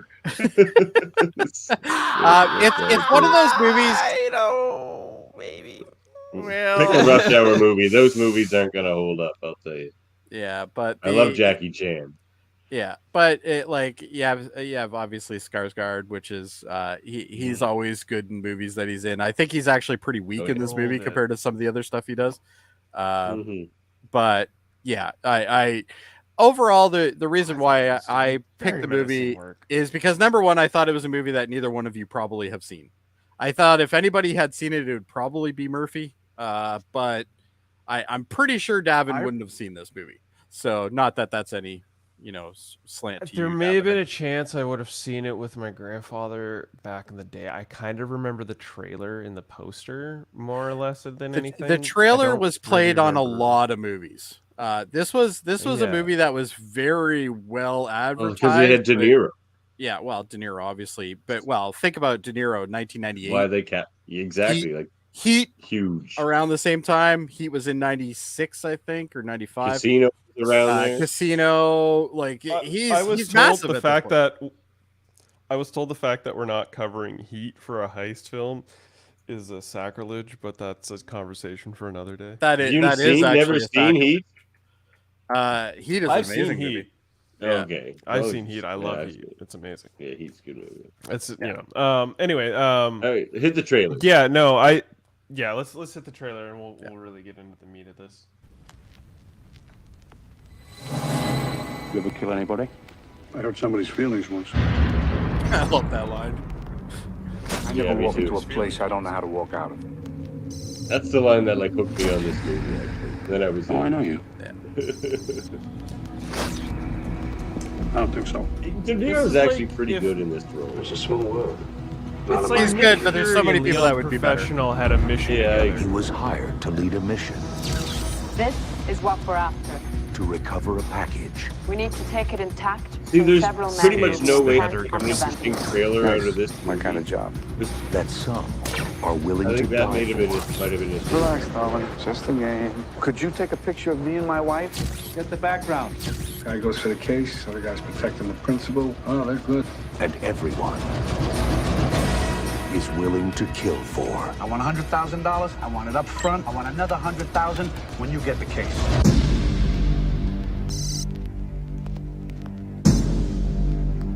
All good things come to those who wait. target is on the way. We've gotten the word. We're moving. Come on, let's go. You don't want to go in there. Get out of here. Walk away. Walk away. Let's go! How did you know it was an ambush? Walk First thing away. they teach you. Who taught you? I don't remember. That's the second thing they teach you.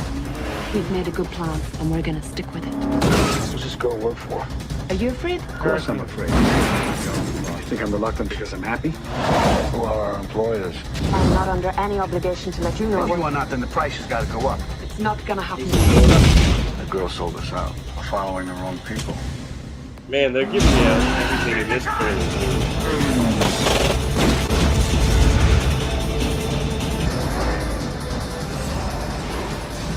I like that too. The truck tips over, but then rights itself and keeps going. That was a quick, pretty slick, practical, Robert De Niro. like, I won't stunt. hurt you.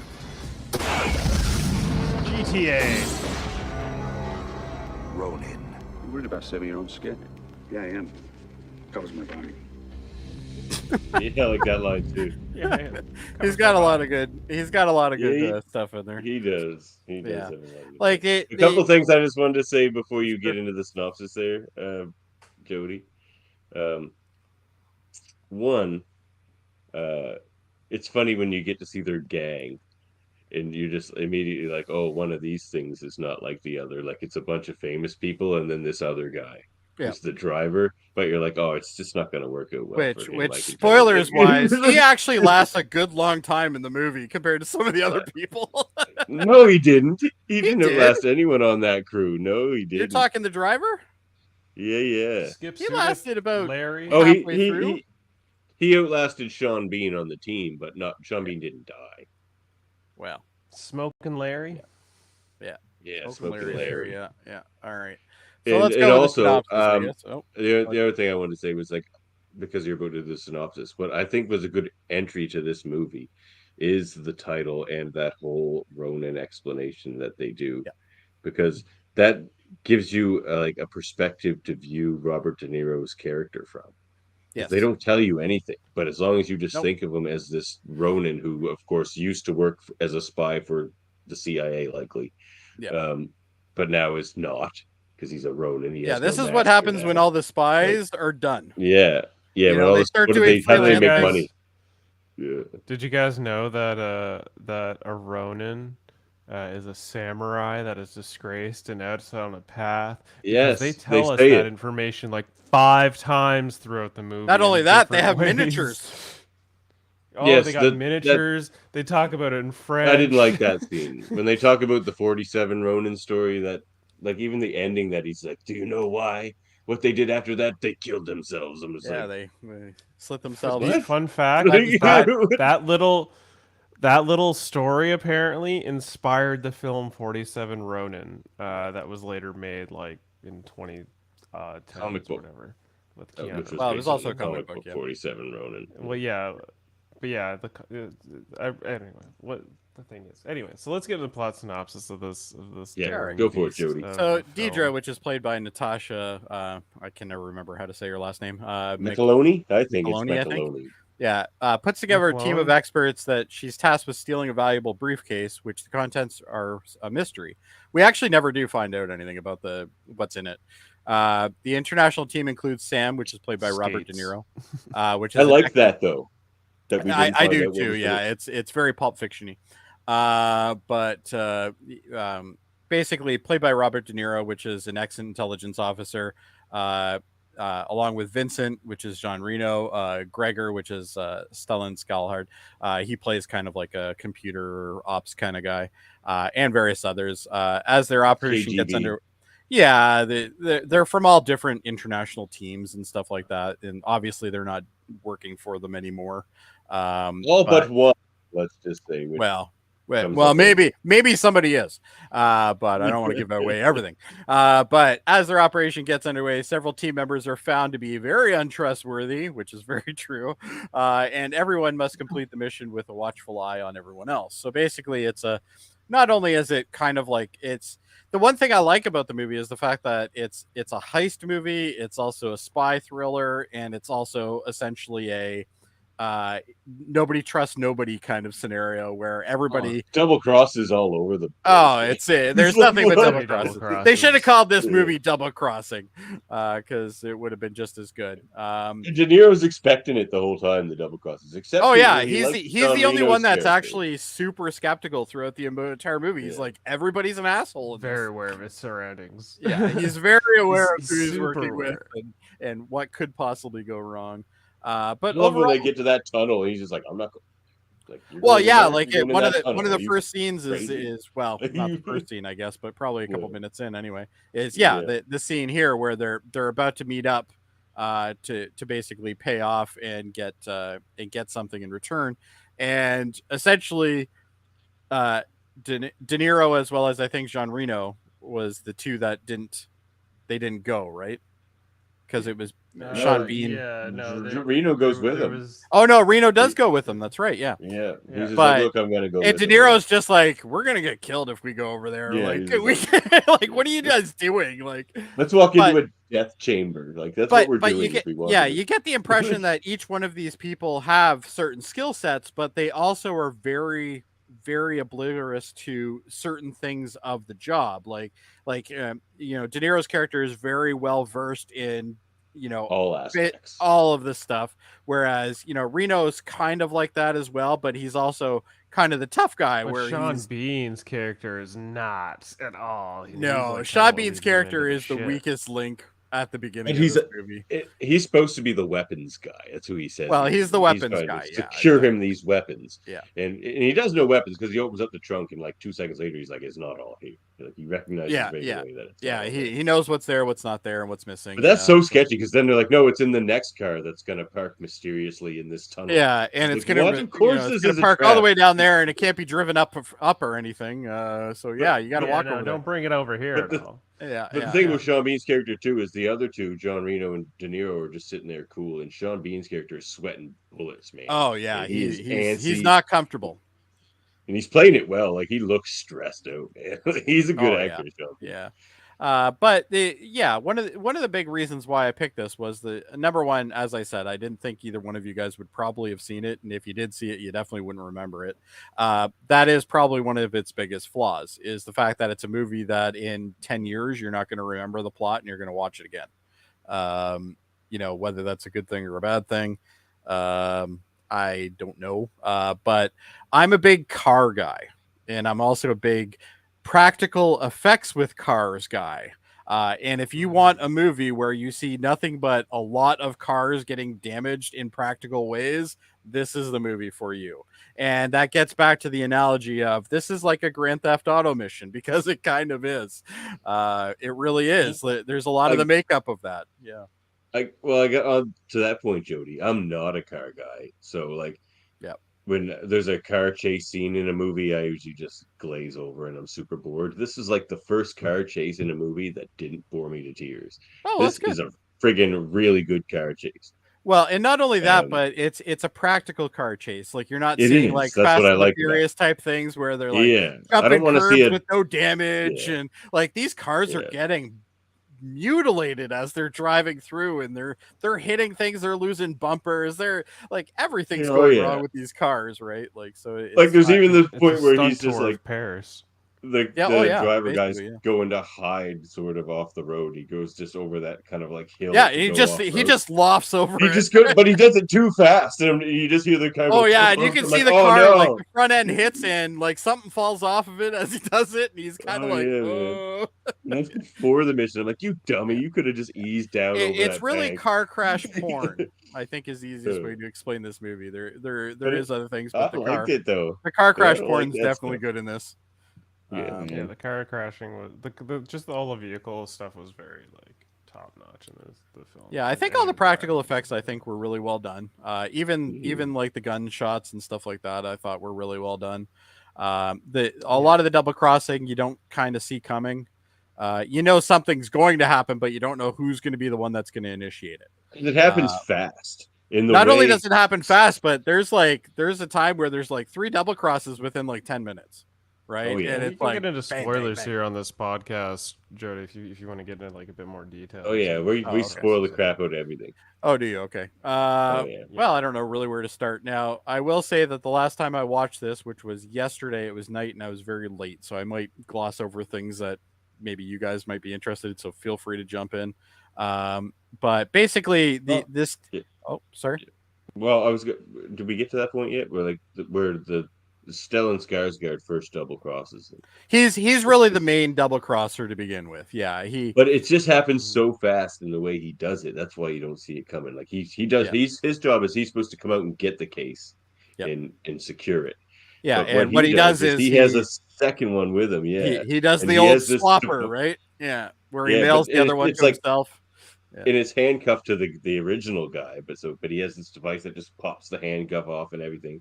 Yeah, and he puts the case in a black bag and gives De Niro the other case. It's so slick. It happens so fast. I Well- didn't even realize what happened until De Niro says it. And I absolutely love the explanation on what the case is made out of, because that to me really brings the entire movie together, and it really gets our third act going, which I guess we should probably get into that until we get to that point. But basically, yeah, Skarsgård is the first person who really does do something bad to the point where basically they're going to stop this convoy. They're going to grab this bag or this case, I guess it is.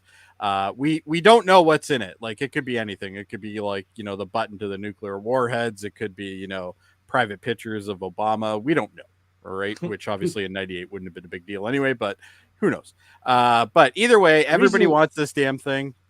The reason I like that we don't get to see that, though, is I think that's the point. It's just like because these 4 people or 5 people, whatever, they bring chaos upon France and stuff, man. Like, Paris is basically under attack by this group. Yeah, it's insane, and that's why it's insane how there's like no cops around. There should be cops on every square inch of Paris after the first day they were there, basically, and they're not. But they're all over the place. And they're also not in one area. Like they were in Paris for one day, and then they're in Nice the next day and stuff like that. So it does travel, and I get that. But there should be more cops it's everywhere. A tour of France.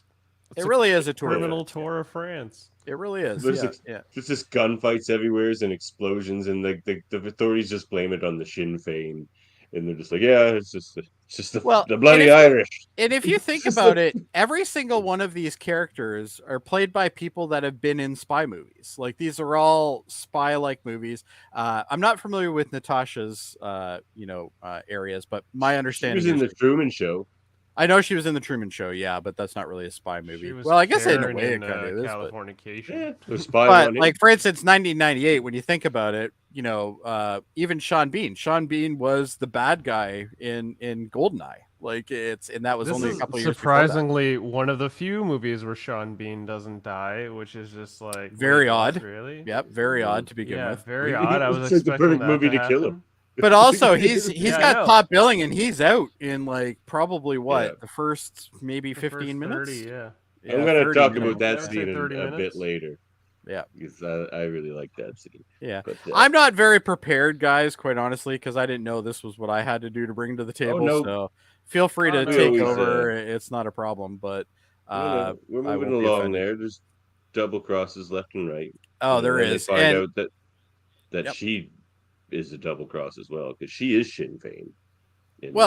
Well, yeah, and it's one of those things where the only person who really knows what the hell is going on and he's really kind of keeping in line is actually De Niro's character.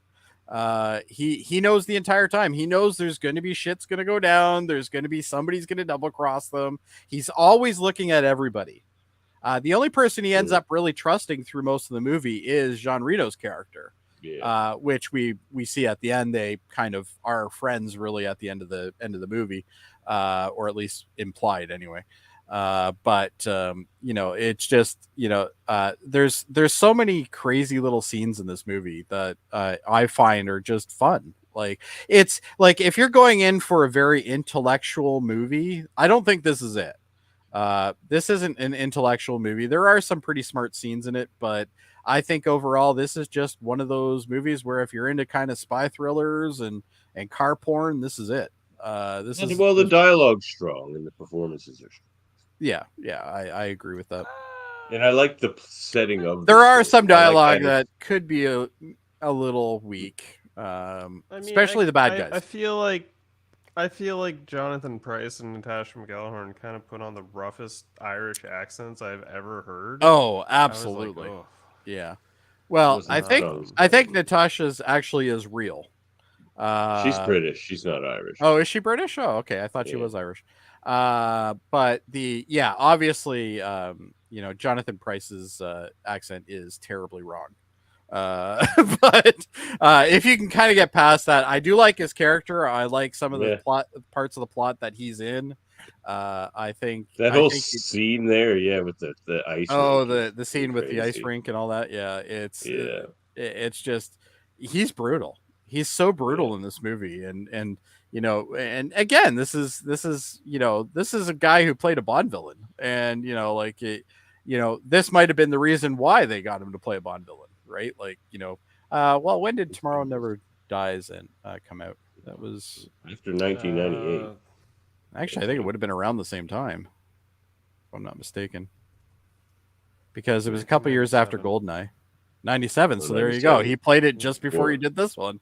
So there you go. But he was the hot commodity for a spy. Well, he was the bad guy anyway. He was the typical bad guy to bring in, the smart but interesting bad guy, I guess. But I think Skarsgård probably has the most kind of bland performance out of everybody, but he's See, really, I thought he had like one of the more solid performances. I kind of liked how menacing he was. He was honestly the one. He's this quiet, reserved character.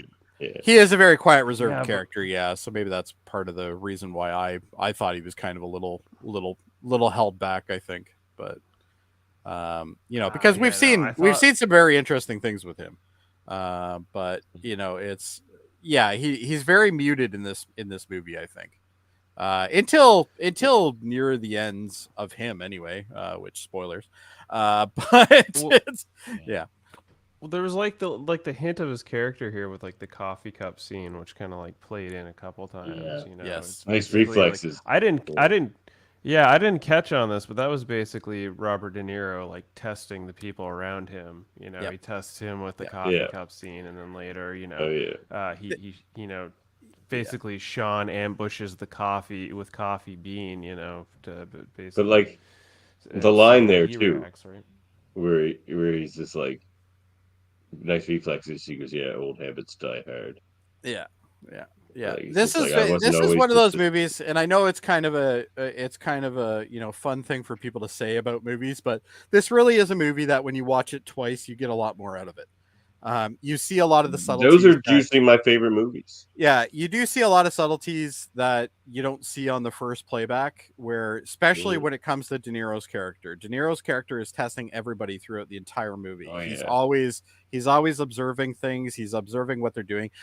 There's a scene with him and Reno, and it's right before they grab the case and they do that ambush.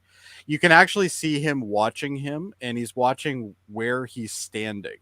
And the reason why he's doing that is he wants to know whether or not he's going to run, right? So it's a subtle thing, but when you look at it, you kind of notice that he's really paying attention to Reno, because Reno is essentially the guy on the other side of him on that trail. So he's the guy he has to really rely on, and he has to rely on him as well. So he's kind of watching him, and instead of watching the actual mark, which is the convoy of cars that are coming, he's actually watching him half the time, which is something that you wouldn't normally notice, but he really is portraying the fact that he does not trust any of these people that he's working with. Like, he plays this character very well. Like, he does, but I also agree with the fact that another lead would be better. I think someone less well known, someone you could get into the character a little more. Well, I think this could have been a movie that could have made somebody, right? Like, this could have been you could have got an unknown actor and make them into a star in this movie, just by exactly. Just by I could have easily watched like Chris Pine or even like Chris Evans in a role like this, and it would have made it so much more. Like, I kind of foresaw it like it was very Nick. It was like a Nick Fury film almost in a sense. Like if Robert De Niro was Nick Fury and John Reno was basically the professional, if they tried to frame it like that, that could have made this like a lot more enticing. And I felt Here's who they should have this cast: was, David like, Hasselhoff. David Hasselhoff. I don't think that would in have the been lead role. I don't think that would have been. You know, in this No. film, Cary Uh-huh. Grant. You kidding me? Cary Grant. Cary in this Grant movie would have played the shit out of it. Freaking right. He would have with a cane. Like how old was Cary Grant at the time? There's, I mean, oh jeez. No, he was probably dead at the time. Yeah, I'm kidding, but See, but yeah, there is a ironically, lot of I was subtlety in thinking it. like a Jean-Claude Van Damme or something, you know, No. because he was kind of in his prime at the you time. need an actor. You need an actor, need not an not an actor, action man. star. Yeah. Yeah. No, that's fair. That's fair. You know, There's I no would've- way you would have you know Robert who De I Niro would've- and Jean-Claude Van Damme up for the same role. It sounds really bad, but work with me here for a second. What if this was Val Kilmer? Think about that for a second. Did you ever see The Saint? Ooh. Ever see The Saint? Yeah. Val Kilmer Saint's did a okay. really good job. I thought he did a Yeah, pretty good I job. could see So Val Kilmer. Val Kilmer in the lead on this? You I know, don't think he would get the subtleties. I don't he would think- handle yeah. subtleties the way De Niro yeah. does. De Niro De goes Niro all in definitely on does his the characters. He does. Like- He does. Even if they're not. That's why his he's one of the favorite best. character, he'll still do it. Yeah. Yeah. But the Jean Reno character, he plays the professional in another movie. That's basically the way I felt it. But Yeah. I'm okay with that because that's what makes Reno good. I like Reno as the tough, gritty guy. I think he does it well. I think I like the chemistry between these two. I think they did really me too. well. Yeah. I don't like the chemistry between him and the girl. No, you know what? I almost checked It's out of this brutal. movie when they forced them to Well, they're doing there's surveillance, a- right? Yeah. in the Snap car with them away. making out and stuff, and like her. just Oh being a big yeah, smile, dude. Like, The But look at De Niro. stakeout- De Niro is. this. That was Oh, the worst. That was brutal. I Okay, was no, checked no, out but of yeah, it. no, no. Look, he's just grinning from He's ear right to ear, in the and she's character. playing it stone cold. That Yeah, was he's right into the great. character, and she's like, "I don't want to be there." This, Yeah. This again, this was a moment for me. I'm just like, what the fuck is this about? It's like, oh, we're just making out now. That's what this is. It's like, oh, they're hiding from the cops, but then it turns into like So she's just like lame. full on. Was like, yeah, let's do this. It was Yeah, she's very just out horny. of like, not necessary. This didn't need to scene be done. definitely didn't need to be this for sure. It I- screamed No, it did not. as only being put in there because Hollywood needs to have some sort of They need to have something for sexual the trailer. Yeah. romance. Yeah. Like, or there has De to be some Niro sort was of- just like, I need to be kissing a Yeah. leading lady in this film. Like, you know, Yeah. it could Yeah. be something It silly could've been like something that. That part Yeah. sucked. I'm glad it didn't go anywhere. If she had showed up because she loves him in the cafe at the end, I would have hated this movie. I'm actually totally okay with the fact that they didn't do that. I actually what I'm think it saying. would be. I think the fact that De Niro's character comes off as being kind of a lone gunman kind of guy. Yeah. Like he's a guy that really doesn't want to work with people, but he's kind of forced to. You know, so I Tells her to think walk away. like even though I agree with you guys, I don't think Robert De Niro might have been the best pick for the lead on this. I still think he didn't phone it in. I still think it was a good. He He fine did with it. serviceable. You know what? Actually, who would have been really good for this role at the time? Patrick Stewart. Put Patrick Stewart in this role. I think he would have fucking killed it. Well, Patrick Stewart, I'm never going to disagree. Well, yeah, I'm willing to watch Patrick Stewart in anything. But it's I don't know if I would go that far. John Voight. I would have been playing a different character like in this movie. John Voight, maybe? like Patrick Stewart would have been good in Price's role, but Price was good too. Actually, yeah, Patrick Stewart would have been great as one of the bad guys. Yeah, for sure. Yeah. The thing I like about Jonathan Pryce's character through the movie is you don't get a lot of explanation on him. He just kind of shows up, Just that he's causes Sinn some Fein. chaos, and then he takes off again. And he's gone for a little while, and then he comes back again. He's a I known like how Irish he takes care terrorist, of that's Larry, the about all he driver does. here. Yes. Yeah, he's supposed Yeah, to be he like takes care of Seamus Larry all O'Rourke, right. some. Yeah, he's Seamus. Poor yeah. Larry. Yeah. So apparently Skip Sudith was he asked to like do a lot of his own stunt driving in some of his scenes. Oh, really? And I was just I was like, who is this guy? Like, what's he been in? I don't.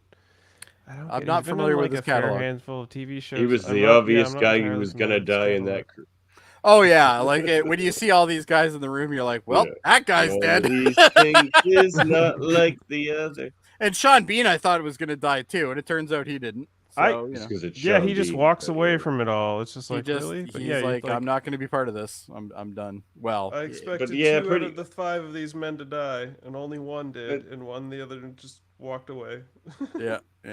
So I think we can kind of yada yada to the end scene here, basically, which is at the ice skating rink, and it's funny because there's this not giant, but super long scene of just they got Katarina Witt, an actual figure skater, to just do her routine basically, and it lasts for like a good couple of minutes. But the reason why we're actually here is actually because they denote that the case had to been for skates. Which I thought was interesting. Yeah, it's an ice skate case that's been modified. But what I like about how long they stay on her routine, though, is then eventually they just zoom out, and when you pay for this, you're going to have to get following her out of the whole it, right? time. Yeah. I thought that was interesting. But yeah, I love the fact that when they pan out, you see there's a sniper on her. Like they're gonna take her out, and the whole time I'm thinking, they're not gonna take her out. It's gonna be one of those things where Katarina Witt. It's gonna bound off, but no, they kill her. She did. Yeah, well, yeah, because Gruger tries to bluff the Russians, and what you don't do is you don't play roulette with a Russian, man. You never play roulette with the Russians. And he loved that figure skater, but in the end, he's just like, meh. I love the case more. That's a great move. Oh, look at that. Yeah, well, you can't have great makeup all the time, I guess. But that bullet hole. It's very obvious, but either way, pretty cool. What I like about this scene too is he is in an impossible situation, which they discussed a little earlier in the movie. Yeah. It's like he has to find a way to not get killed by the person he's selling the case to, because it's easier to just kill him and keep your money. So it's just like he has to come up with this crazy figure out scenario. how he's going to do it. Yeah. So he his way is in that part. Yeah. Because he got the fake cash earlier. They tried to fake him out earlier. Yep. Yeah. And so he has to use the figure skater in the Russians' affection for her as like leverage, but it's not enough. No. Not nearly enough. Well, and that's kind the only play he had. Really. That's really the running theme of this movie, is that the bad guys are obviously better than the good guys in most of the scenarios. Like it's almost like, obviously De Niro's character, he clues into what's going on and he tries to avoid things as much as he can, but like a lot of these things play out regardless of what he thinks, right? Which is great, I think, because a lot of times you get like the main lead, thwarts the issue just before the figure skater gets killed. Nope, not in this movie. This movie, people die.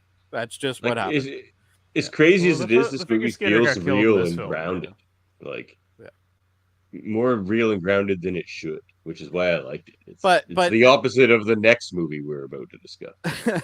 Yeah. But I don't think we need to. The problem is that a lot of this movie, there's not a ton of substance. I will grant it that it's not a very deep dive. It's one of those movies that you can watch while browsing your phone, if you want to. Is it stellar material? No, I don't think it is. But is it entertaining? I think it's an entertaining movie, and I think the story is decently done. I don't think it's anything groundbreaking by any stretch of the imagination. We've seen this before in cinema. This scene is brutal. This scene is absolutely brutal. This scene was the most like macho, goofy scene for me, just because he's just like, it's goofy, but it also goes back to his character, though. His character is all about doing things for himself. He doesn't rely on anybody else, and in this scenario, he has to rely on somebody. So he's still going to monitor it as much as he can, right? But I do like right after they pull out the bullet, he's like, so now I'm going to pass out. Yeah. And then he literally passes out. Like, he holds on enough. Very Mary Sue in a sense. Like he could just like kind of do everything, and it's like, I need to see you fail. The only reasons he would fail is by happenstance or somebody else's. Like he knocks the. Well, no, it's like Jody said. Like he fails a lot. And things do happen despite his intervention. Yeah, he tries, and even though he intervenes, I wouldn't say he is a Mary Sue. Like for instance, there's that massive car chase. There's the massive car chase where the car Yeah. ends up going off of the like undone ramp, like the ramp that's not finished yet. And then Yeah. you see De Niro and I think it's Reno are shooting down at the car that has the girl in it. Yes. And it's on and, fire. and, That was one of my and, favorite and De scenes, Niro is actually. like, he's rightfully pissed off because he's like, I can't get down there to deal with this. Like, what am I going to do? Jump down and die? Like, I'm going to break a leg, right? Like, I'm done. Like, there's nothing. That's a failure. I like that whole scene. I like that whole scene and how it was played out. How there was like the team of guys and they pulled him out before the fire like took over, and there was like they landed on sand and it was very practical and like it was very real. And the thing I also like is cars don't magically blow up in this movie either. Just that one. No, they get wrecked. Just the one. Yeah, they just get wrecked. I mean, and actually, you mentioned the truck though. earlier. The truck lit on earlier, I fire. think, is a perfect example of the effects in this movie, because I don't think they actually wanted that truck to go back upright, but that was the shot they got. And it looked cool.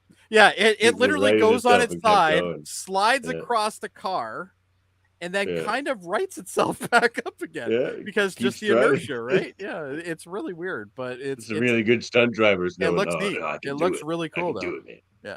But yet he added to the end. Robert De Niro and John Reno win. They get the case. Yeah. So Yeah, sorry, for the most I'm part, just yeah, putting like, somebody you know. here. There we go. Yeah. Even though it's your show, I still have admin rights to it. But Jonathan Pryce's character, I really enjoyed. I liked for the little time we saw him. We didn't see him through a lot of the movie. Like a lot of it doesn't really have him in it. I would say maybe he had 15 minutes of screen time the entire movie. Maybe 20. Yeah, probably not even. I don't even But agree with that. I do like his demise. I like all the stuff leading up to him and how he interacts with everybody else. I think it's a good part for him, and I like when he plays a villain. I don't like it when he plays a nice person. He plays a villain much better, in my opinion. Which scene would you hold up, Jody?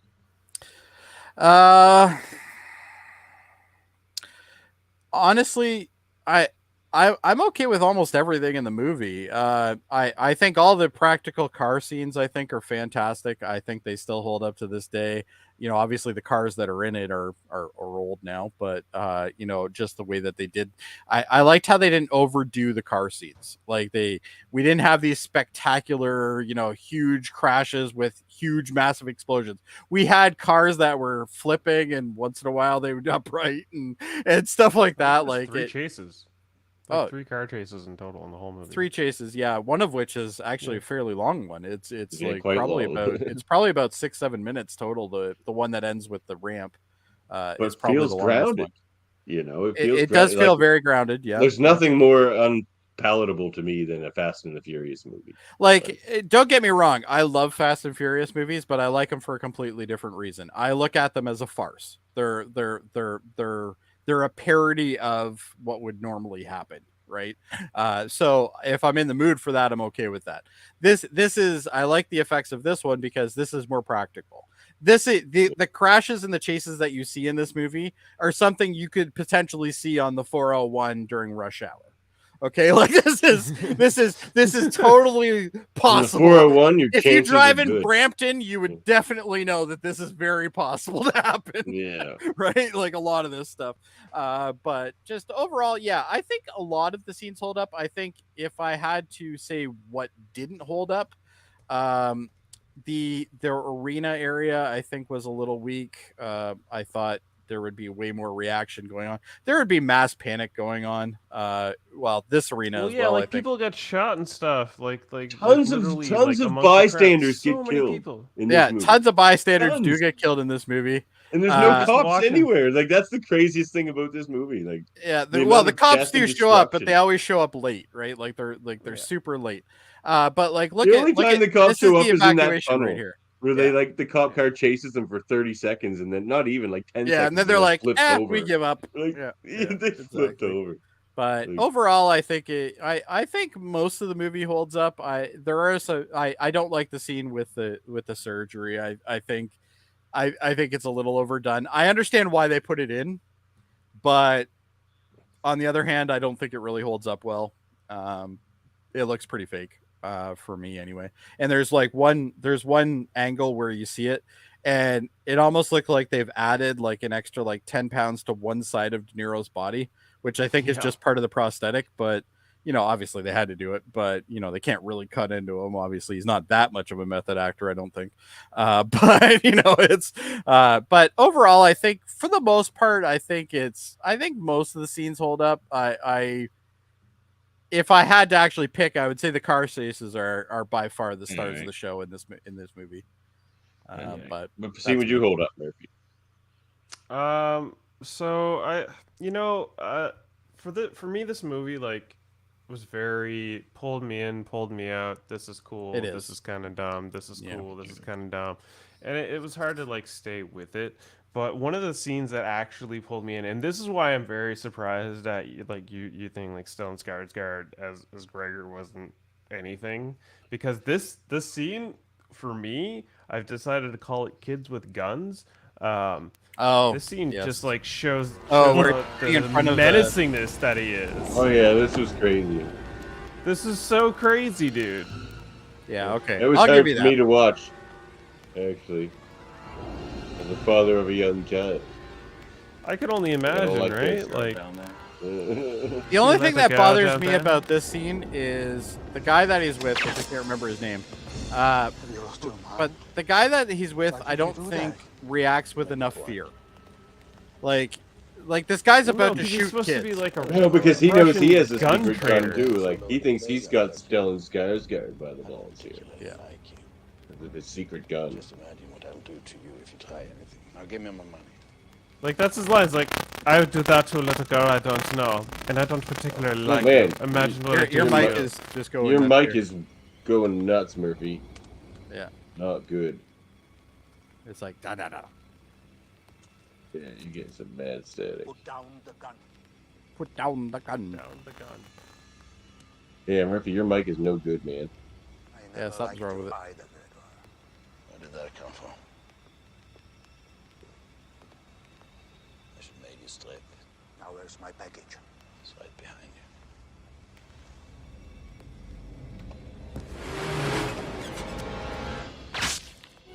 Oh, that's a brutal kill, though. And then it just goes right over to that scene. It's like you go from some guy getting shot in the head. Oh, geez, Murphy. No, yeah, you're gonna have to reset your mic or something. Mic. I'll talk about my the scene I would hold up. All right. Well, fire I mine don't know up, if he Murphy, actually and then I'll has my talk scene queued or not, because I did No, actually he pick a didn't. scene. Oh no, he didn't. I don't think it's fine. Oh, geez, no, you get out of here with that mic, man. Okay. This is my favorite. Here? Shooters here. This goes back to the whole Tell you no trick. De Niro testing everybody, though. Yeah, it does. Yeah.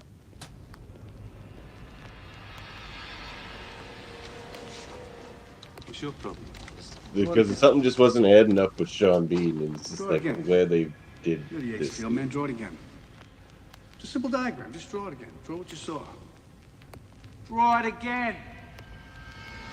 Draw it again. Two shooters. Car comes through here. Shooters across from each other. Kill each other dead. Oh my, where'd you learn that? Huh? In a regiment. What regiment was that? The 22nd Special Air Service. What's the color of the boathouse at Hereford? What's the color of the boathouse at Hereford? I don't like your attitude. What's the color of the boathouse? Oh, fuck off! You got the gun. I'm unarmed. Do something. Go ahead, do something. He's just like, you're so bad at this, you won't even, you're afraid of me, and you're so bad.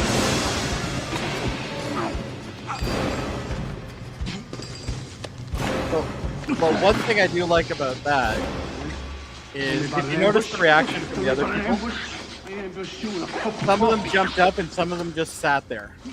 Yeah, which he's probably really viewing that as You'll well. get your money Yeah. when we get the kiss. The others too. That is what I understood. Come on, we've gotten the word. We're moving.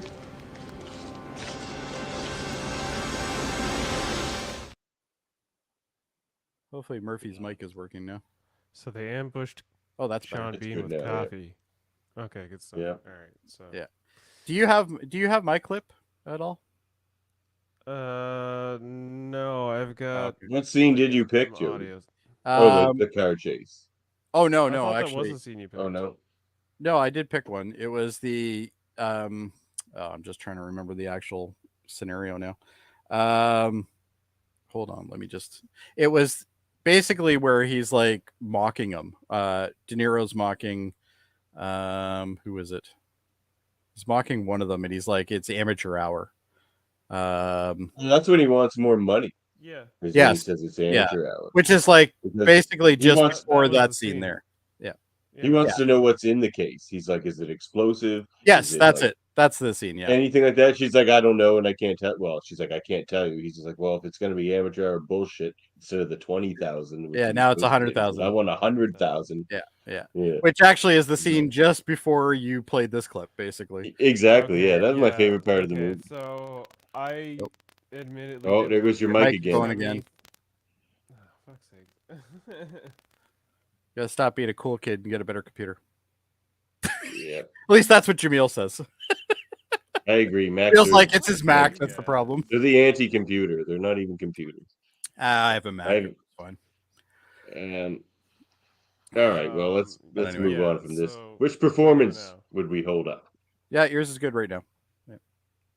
for the next few seconds? Oh. I couldn't honestly tell you any of the performances. Like I was so like dried out by Robert De Niro, and I don't even know. Jonathan Price's, I think, is about the only one that Yeah, I would Jonathan Pryce I is would pretty good, recommend. yeah. Yeah. The rest of them I are like pretty. John Reno fine. Yeah, but John Reno's like, playing did he John do Reno. really It's true. Yeah. Like it's every literally give him a sniper rifle and it's now the professional. Honestly, the performance for me, it was short. It was Stellan Sean Bean.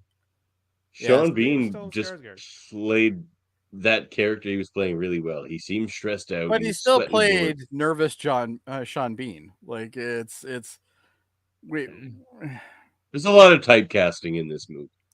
yeah, I would say if I had to pick one, I would pick Jonathan Pryce, but I can also understand why you'd want to pick Stellan as well. That one scene there is definitely very menacing. Oh yeah, he for was sure. menacing. Like if he's willing to do that in the broad daylight in front of a school and just straight murder a guy in his car and somehow still get away where nobody's like, what was that? Noise? Nobody's like, what was that What noise? was that? Yeah. Yeah. What's all that red stuff all over the window? And actually, you see I him did like later, the and he's cut to the driving the sweat. same car, and like the window's fine. So he obviously had time to clean it. Well, he must have called the guy in Pulp Fiction to like. Oh, maybe the cleaner. Yeah. Called the wolf. Yeah. The only thing I think that was good about Robert De Niro in this movie was the fact of the little quips that he says, like the little kind of sarcastic comments that he says. I think were well delivered, but overall, I don't think anybody is phenomenal in this movie. But there are some decent performances for sure. The setting aesthetic, it's a bit gray. Like it's very gray. It's nothing to look very at. Muted. And that was an intentional design. They even told like background actors not to wear anything bright and colorful, and they had to wear like pastels and stick. Because it's the gray area. It's a gritty movie. Yeah. Yeah. It's the gray area. Like even One the thing I do cars, like about even the cars are boring in this movie, but yeah, the crashing Cars are of them always is boring. pretty fun. I like Harvey the Keitel. examination Harvey Keitel on the would be a good difficulties. Your Harvey mic's Keitel, yeah, there you go. That would be a good pick. going out again. Yeah, your mic is going a little weird again. Yeah, Harvey Keitel is a good pick. What was I gonna say?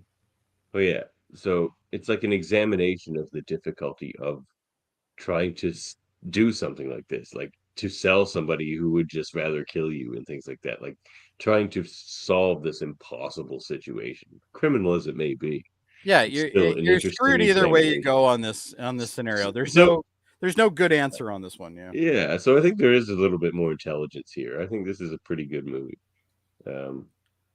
Setting aesthetic, yeah, like I say, just great. Yeah. And if it's Do I think intentional, fine, but it's like I don't all think on this the movie eye. deserves any awards or anything, but I think it's No. I think it does exactly what it set out to do, which is make a kind of heist / gritty kind of heist movie in a way, where there's a lot of double crossing, and I think it does that well, and it's entertaining. So, and that's what I watch a movie for. So, I'm okay with it. It is entertaining. I definitely feel like it's more of a heist movie than entirely a spy movie. It was like a heist IRA. Well, one of the reasons why I picked this was because you guys told me spy movies, and I thought to myself, well, it'd be kind of cool to have movies with ex-spies in it, because all these guys are kind of are they have spy qualities to them, but they're not actively spies now. Like these are all people that are hired guns now, right? I think we nailed it with these picks. Yeah. Oh, I think all three of these are solid picks for being spy. Different aspects of it. Yeah, different aspects of it. Like it certainly wasn't the first one I wanted to pick, but you know, it's. Oh yeah, you wanted to go a little more obvious spy in the beginning. I did, yes. Murphy didn't like that. No, but that's okay. All right, Murphy, see if your mic holds together long enough.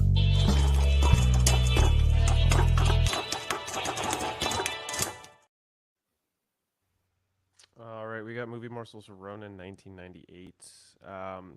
300 stunt drivers were employed to give the final chase scene that required a amount of metal crunching realism. A total of 80 automobiles were destroyed during the filming, and this movie has a body count of 34 people. Yeah, mostly bystanders, like people just getting shot. People just randomly walking by and getting shot. Yeah. Oh yeah. Like GTA, man. I'm telling you. To make it look like Robert De Niro and Natasha McClellan. Oh, there goes your mic again. Don't tell me that. Is it still It's popping true. off? Yeah. Yeah. It's like there it goes. just keeps dropping. No, no good. No, it's just staticky and sounds horrible. It's staticky and sounds horrible. Maybe Yeah. I need to turn my gain down. Is that better? No. No. No. Sounds like you have a loose cord or something. Something like that. But anyway, we'll come back to the morsels while Murphy figures out his stuff. All right. Rewatchability. How about now? That's good right now, so let's just run with it. Go for it. Get them, rattle them off real quick, Murphy. Yeah, to make it look like Robert De Niro and Natasha McClellan were actually driving during the car chases, right-hand drive cars were used with the passenger side made to mirror the real controls. The cast members Oh, that's smart. The stunt driver's movements. Skip Sudith, Larry, requested to do his own stunt driving during the car chases, and John Frankenheimer agreed. Frankenheimer told Sudith, "I don't want to see any brake lights." The script originally called for Sam chasing Gregor in the arena to stop at the railing. However, while shooting the scene, the stuntman accidentally toppled over the railing, falling hard on the stone surface below. Director John Frankenheimer decided to leave that accident in the film, which was one of the stunts I was like, oh, that looked like it hurt when they like. Yeah, I remember seeing that and thinking, wow. You're super quiet now, Murphy, but at least you're not staticky. We can hear you though. Three actors of this movie have played the three actors of this movie have played the antagonist in three separate James Bond movies. Sean Bean in GoldenEye in 1995, Michael Lonsdale in Moonraker in 1979, and Jonathan Pryce in Moonraker 1997. As well as being successful Bond villains to Pierce Brosnan's 007, Sean Bean and Jonathan Pryce both starred in Game of Thrones. This is my favorite movie morsel that I found out. Ron Jeremy flew to Paris to film a small part in the film that was eventually cut by the studio. Oh, Ron Jeremy's a piece of shit. Well, he still has his Ghostbusters cameo, so I guess he's okay there. Yeah. Robert De Niro opens the film. Okay, this is what I found one of the ridiculous things in this film is Robert De Niro's guns progressively got bigger in each encounter with him as a weapon. So Robert De Niro opens the film stashing a Colt 1911, which he later uses at the bridge ambush, as well as a SIG P228 9mm for his later carry handgun. He uses an HK69A1 Granta pistol 4mm grenade launcher to disable the lead car. Then there goes your mic again. SIG 551. Yeah. Suffice it to say, we don't need to know the names of the guns. There were bigger and bigger guns. Bigger and bigger and bigger. By the time he got to the bazooka, I was just like, okay, well, they're definitely gonna beat these guys. Like it's like they're just like guys at this driving point. in cars. At this point, your dick is bigger than the other one. Yeah. Yeah, seriously. An M249 at one point, I'm just like, okay, that's just game over at that point. That's a Some big gun. radio news, including BBC and CNN, report about the end of the hostilities between Great Britain and Northern Ireland after decades of bloody fight caused by the IRA, which used terrorist tactics as protests for the British invasion of Irish grounds. Since that, it addressed the real-life IRA ceasefire happened on July 19th in 1997. This movie was filmed from November 3rd, 97 to March 3rd, 98. For ending, with a conflict started during in 1969, Northern Ireland's riots and the radio news add that a strong reason for the ceasefire is the capture and killing of Seamus O'Rourke, which had been reported by IRA staff as a descendant. It turns all the movie into a fictional secret operation to assure the end of the IRA's conflict. It's confirmed by Sam's revelation to Deidre at around 1 hour and 51 minutes that he's still a CIA agent and he's not there for the silver briefcase, but he's there for Seamus O'Rourke, implying too that the briefcase contents would avoid IRA ceasefire.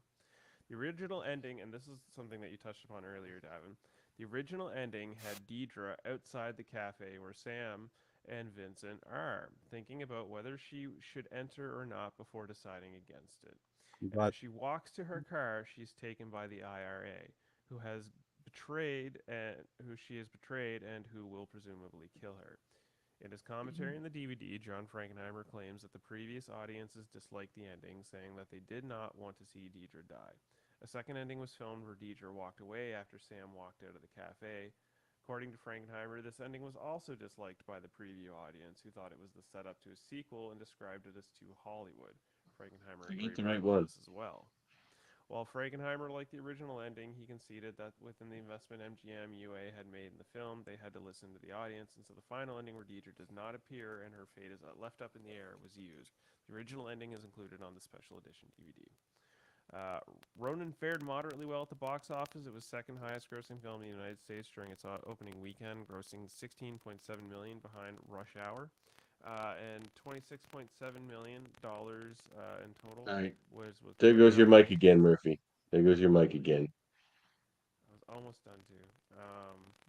Suffice to say, it made money. How's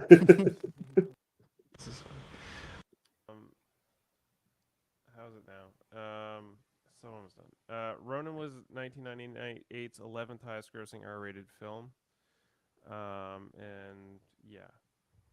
Cinematography, Robert Frace, edited Tony Gibbs, music by Ella Cimero, distributed by MGM Distribution, released in September 25th, 1999 at 121 minutes. $55 million was the budget, and the box office made $70.7 million for Ronin. Turned a profit, but not much. Not much, just barely. Yeah. All right. Rewatchability, fellas. Would you watch this one again? I wouldn't watch it every year. But once every 10 years maybe. So okay. I think it is rewatchable. It definitely is one of those movies that you should watch at least twice, because you do see a lot of the subtleties that you missed in the first viewing. So it's one of those 2 watches to begin with thing. But might take you up on that as far as watching it a second time. When you watch it the second time, be very aware of what Sam is doing, because almost every scene Sam is either eyeing somebody or he's paying attention to somebody that's going doing something. And he's doing that. It's almost like he's always doing some sort of market research, so it's one of those movies that, it's kind of like watching Pulp Fiction, right? You watch it the second time, you notice a lot of stuff you didn't see the first time around. So Reservoir Dogs, does it hold up? Same idea. What about you, Murphy? Would you rewatch it? Let's pick up the pace, though, fellas. It's getting real late where I'm at. Yeah, for sure. Yeah, no, I don't know if I'd rewatch this one. It wasn't totally grasping me. I think, again, if it had a different lead, I might be a little more behind it. But ultimately, yeah, I could leave it behind. I don't know if I'd rewatch it again. All right. For me, it doesn't really have a lot of rewatchability. I'll watch it the second time just to see if there's anything there. But for me, it's not a big rewatchable. But does it hold up? I think it does. Not for rewatchability, but it's for just a good movie experience that holds up to this day. Yeah. I thought it was interesting. Can you watch it 20 years later and still enjoy it? Yes, I think you can. Yeah, I would say it holds up. Yeah. Yeah. I don't know. I feel like the older it gets, it's not gonna be as well. Like the best parts of the movie are the car chase scenes, but those are few and far between, and the acting is very noticeably bland. So I don't think it's gonna hold up for me. I think a B movie is a good spot for this one, probably. So that makes I would agree. sense. Murphy, you're gonna hate this, but your mic's doing this again. We can't do this on and off mic thing all night. I'm gonna do the synopsis on Atomic Blonde because your mic's just gonna cut out on us in 2 minutes into it. Well, we'll see about that.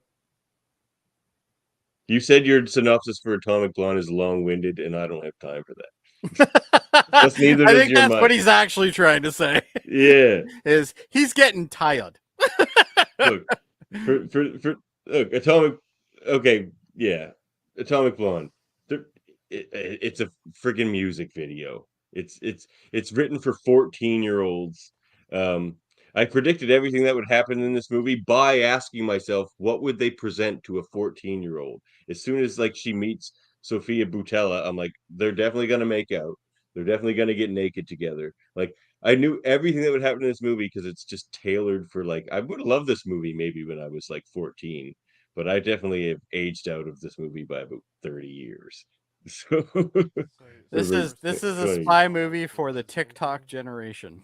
Yes, it certainly is. I And think it's is the way to look awful. at it. Now, do I think it's an awful movie? No. Okay, I but do I think Like- it's a quality movie? No. But I will say the soundtrack is phenomenal. Very good. It's a music video. Yeah, This movie the is just a music is music video. fantastic. I think a lot of the visuals are pretty neat. Movie. What's that? It's a comic book movie. It Not is a like a bad comic one. book See, movie. here's what makes a bad comic book movie, and for me, bad comics. It's the She-Hulk There's- of movies. No, She-Hulk was awesome. She-Hulk was terrible. The reason Marvel makes good comic book movies is because it's about their characters. They take comic booky characters and When make was the last good time they made a stories out good with comic them. book movie? Like the last one they Endgame? made, Wakanda Forever, was awesome. Yeah. I haven't seen that yet, but it's something I need to watch soon. It's just like an internet line people say. It's just like, oh, Marvel's been shitty since Endgame, but it's like none of that's true. Like there were Well- shitty movies before Endgame. Before Endgame, there was Thor 2, and like That's true. the quality's just as consistent now as it always has. Yeah, I don't know about that. People just miss Robert Downey Jr. and like they want their old characters back. Oh, I don't miss Like, him. I think he definitely has move played his on. part. But anyway. But what makes a bad comic book and a bad comic book movie is you just take an idea and just make it like stupid, edgy, in stupid ways. Well, this is based on And, a graphic or like novel, dark in cliche ways. Yeah, 'Cause this was a people think graphic your novel comic book first. is good if it's dark, you know. Like, but like to me, that's not. It doesn't work. Like adding darkness to a comic book just to be dark is always like makes a bad. Usually ruins the story and guts a story a bit. I don't know. And I found, Batman like- did it pretty good. But the whole story. No, it didn't. Batman is boring as shit. Dark Knight trilogy is fantastic. No, it's not What are you talking fantastic. about? It's But anyway. boring. I fell asleep through every one of those. Mike's squirreling out again, Murphy. We can't just keep doing this. It's too late to keep squirreling with this one. Just give a brief synopsis of what you think this movie's about. So there's not a lot of plot here. So basically, the plot is about Charlize Theron's character. Bring up your gain a bit. So you can't even remember her name because it's so unmemorable. No, because you got me all flustered about this audio shit. And I gotta It's like get out bad. my notes. Whatever, Jaemeel. Anyway, I do what I want. Jaemeel like so this the movie? The time setting's based in 1989, where Lorraine Broughton is brought in by the M16. The movie's set between a MI6. time period. MI6. Anyway, the movie's set between the time jumping period of her giving her debrief of the previous 10 days, where she was sent to Berlin just before the collapse of the Berlin Wall. She's sent to go get microfilm documents that have all the information of all the secret agents on both sides of the Cold War in Soviet Russia and the UK and all that stuff.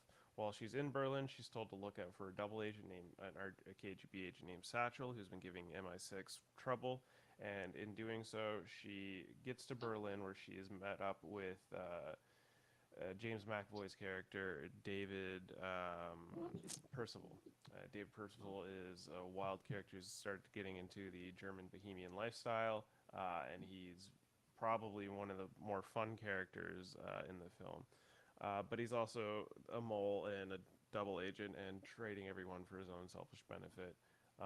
Getting the opening character, James Gassion, who's played by Sam Hargrave, killed by the Russian KGB agents. So, in the process of trying to find the microfilm, she is also tasked with trying to extract Agent Spyglass, who is played by I think that creepy looking synopsis is very Eddie Martin. true to the movie because it's terribly boring. This movie's plot is very boring. She eventually has to take out Eddie Marson. While she's in Berlin, she actually gets her information from a watchmaker who's played by Till Schweiger. There goes your mic again. It's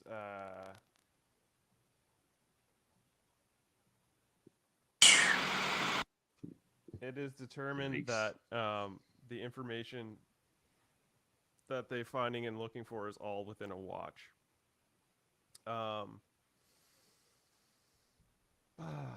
Yeah. So,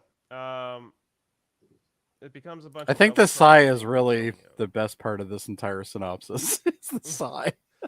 The sigh was your timed sigh. There was more entertaining. That is true to what this movie is. Yeah. Yeah. It's a little. It's this film is lacking substance, to say the least. But It's not pretty to look at either. Well, no, it's a very gritty Stupid. sort of action film, and it was made by the co-director of John Wick, so it's female. I don't think that's what gritty means. You can't be this fake is grit and be gritty. Gritty is more like dirty, down in the gutters, like on the street. Gritty, like this is just like fluff. Like this woman went through the shit to try and like extract information for what was believed to be the MI6. Ultimately, in her mission, she reveals to the MI6 that she was never able to find, or Satchel was the one that killed David Percival after she gets the microfilm from him and chases him down, through like the various nightclubs that they're fucking bouncing through in this movie. And because it's a music video. Well, I mean, yeah, there's some music video scenes, and they use a lot of music from like '83 and whatnot. But she ultimately 90% of this movie is just glamour shots of Charlize Theron. Like, yeah, go back and watch this movie again in time. How much is just a glamour shots. shot of her? Her looking sexy, her looking beat up, her being naked, her making out with this chick. It's just that, man. Like they made this for 14-year-olds 100%. I don't know why any of these actors agreed to do it. Money. It's like Charlize Theron's Money. like passion project. She's been working on it for like 5 years, but like, you know. That's insane. This really like threw my whole like vibe and off. I'm trying to figure this out now. Oh, there's your mic again.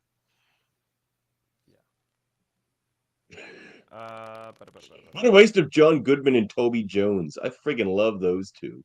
What a waste. Yeah, man. Toby Jones, the Detectorist. Check it out, people. Yeah. Such a weird looking dude, though. But that's what makes him. He's so good in Detectorist. You ever seen that, Jody? Check it out. No, I haven't. I like the scene where like they were like trying to like sniper them and stuff. And anyway, yeah, you're right. This scene is a lot of glamour shots of Charlize Theron, and she's basically tracks down David Percival to get the microfilm after she figures he's been like betraying them. She gets it back to the MI6, tells MI6 Satchel did the killing. She is in fact Agent Satchel, as later is revealed because she ends up meeting with the Russians. She ends up ultimately killing the Russians and letting them know, like, because they figured out who she was and they sent a cleaning team. She kills them. There's also this like continuous shot of her drinking like Russian vodka on the rocks, which is she loves the Stoli, that's for sure. Yeah, they tried to like lead the idea that she was the KGB agent in Satchel, and yeah, she ends up killing them, and then she takes the actual microfilm and gives it to the CIA agent and John Goodman's character Kurtzman, where she ultimately reveals that she was a triple agent for the CIA the whole time. There's a lot of really cool fight scenes in this film. There's a lot of there's one good fight scene, and the rest of them are painfully bad. They even wasted Daniel Bernhard. They brought Daniel Bernhard. He was an actual martial artist and was one of the stars of that Mortal Kombat TV show that wasn't good, but there was fighting in it. And they do the fight scene, Charlize Theron and Daniel Bernhard. That's like in front of that screen TV where it's like raining. Yeah, and that's terrible. Like, why hire Daniel Bernhard if you're the stairway fight, in my opinion, is the best fight. Yeah, that was the only good one. Yeah, I really enjoyed that. I liked what McAvoy's character was like doing the scene, but yeah, I enjoyed the blonde versus blonde fight scene. I thought it was pretty brutal as shit. Very cool. Yeah, like stabbing her. That one was the good one. Yeah, I also like the fact that like after she's pretty much done, she goes to get up and she literally falls right back down from exhaustion for a second. Yeah, she gets back like up falls into the door. Yeah, she falls into the door and just kind of like she's offset for a minute and then does that. So I thought like I think the easiest way to sum up this movie is it's a spy movie for the TikTok generation with the occasional awesome fight scene in it. One good fight scene. The rest aren't even good enough for TV. I think all the fight scenes have some merit to them, but there's a lot of them in this movie. But she gets her ass handed to her quite regularly in this movie. I like John Goodman's character. I think he portrays it very well. He keeps it very, very stoic for most of the movie. And wasn't enough of them. There definitely wasn't enough of them. I agree with that for sure.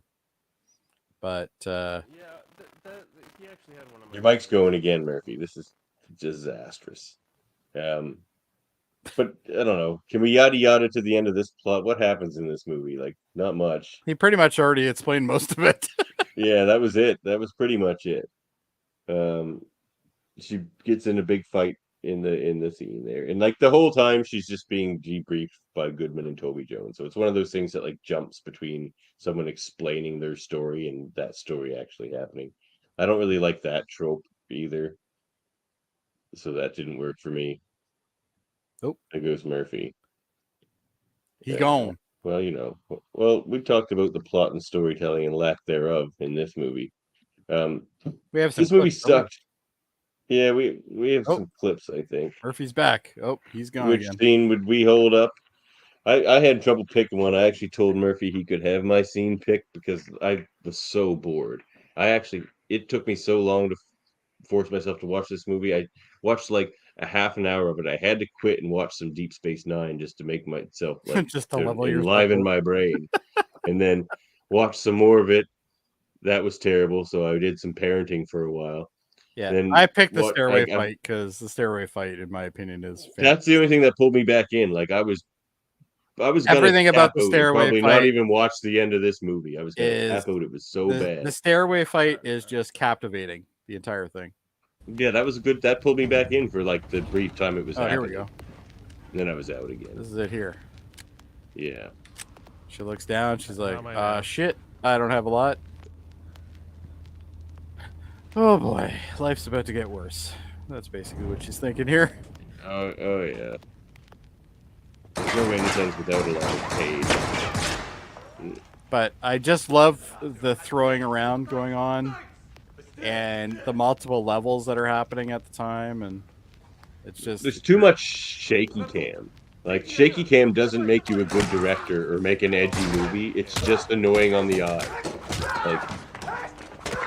I think here, though, I think it actually works because we want the chaos. We want the chaos of this fight, and I think it does. In this scene, it's probably the most tolerable, but they do it the whole movie, and it's just, like, look at that. That's just brutal. She just takes it right to the face.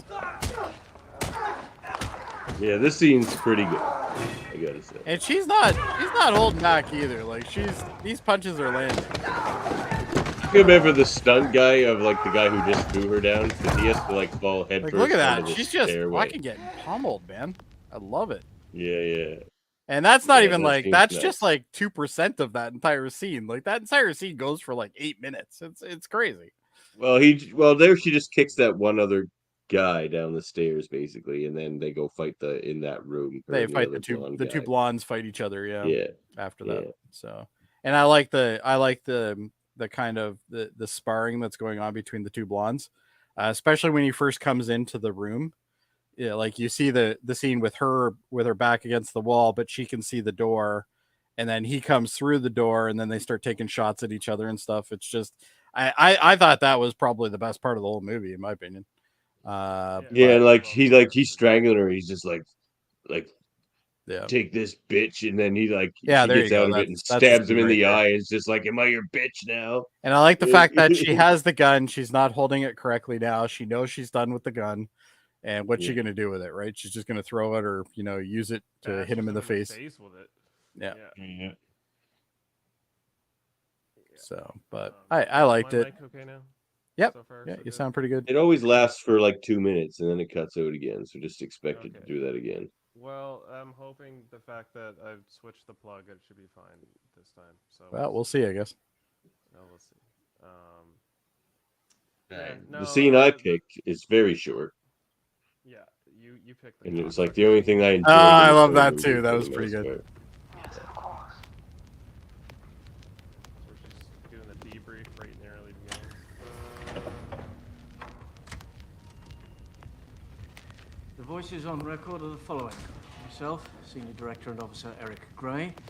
Our American guest, Emmett Kurtzfeld, the U.S. Central Intelligence Agency, and returning British Operational Officer Lorraine Broughton. Before we begin, sir, may I formally request that Mr. Kurtzfeld be removed from the debriefing? Request denied.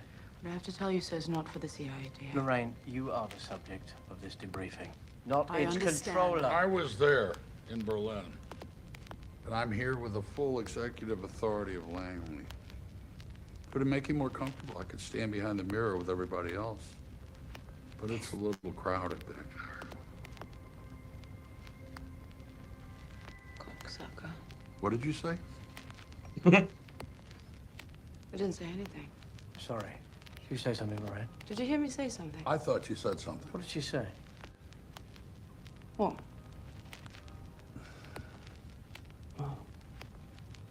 I do like the scene on the plane after, though. Like right at the end, where he's like, what's funny? Cocksucker? And she's like, yeah. What's funny about that scene, though, is Toby Jones is just by the book. He just wants to hear what she said so he can write it down so he has a complete log. He's like, Yeah, he just wants to log He's it. like, yeah. yeah, it's so funny. Yeah. But yeah, that was my scene.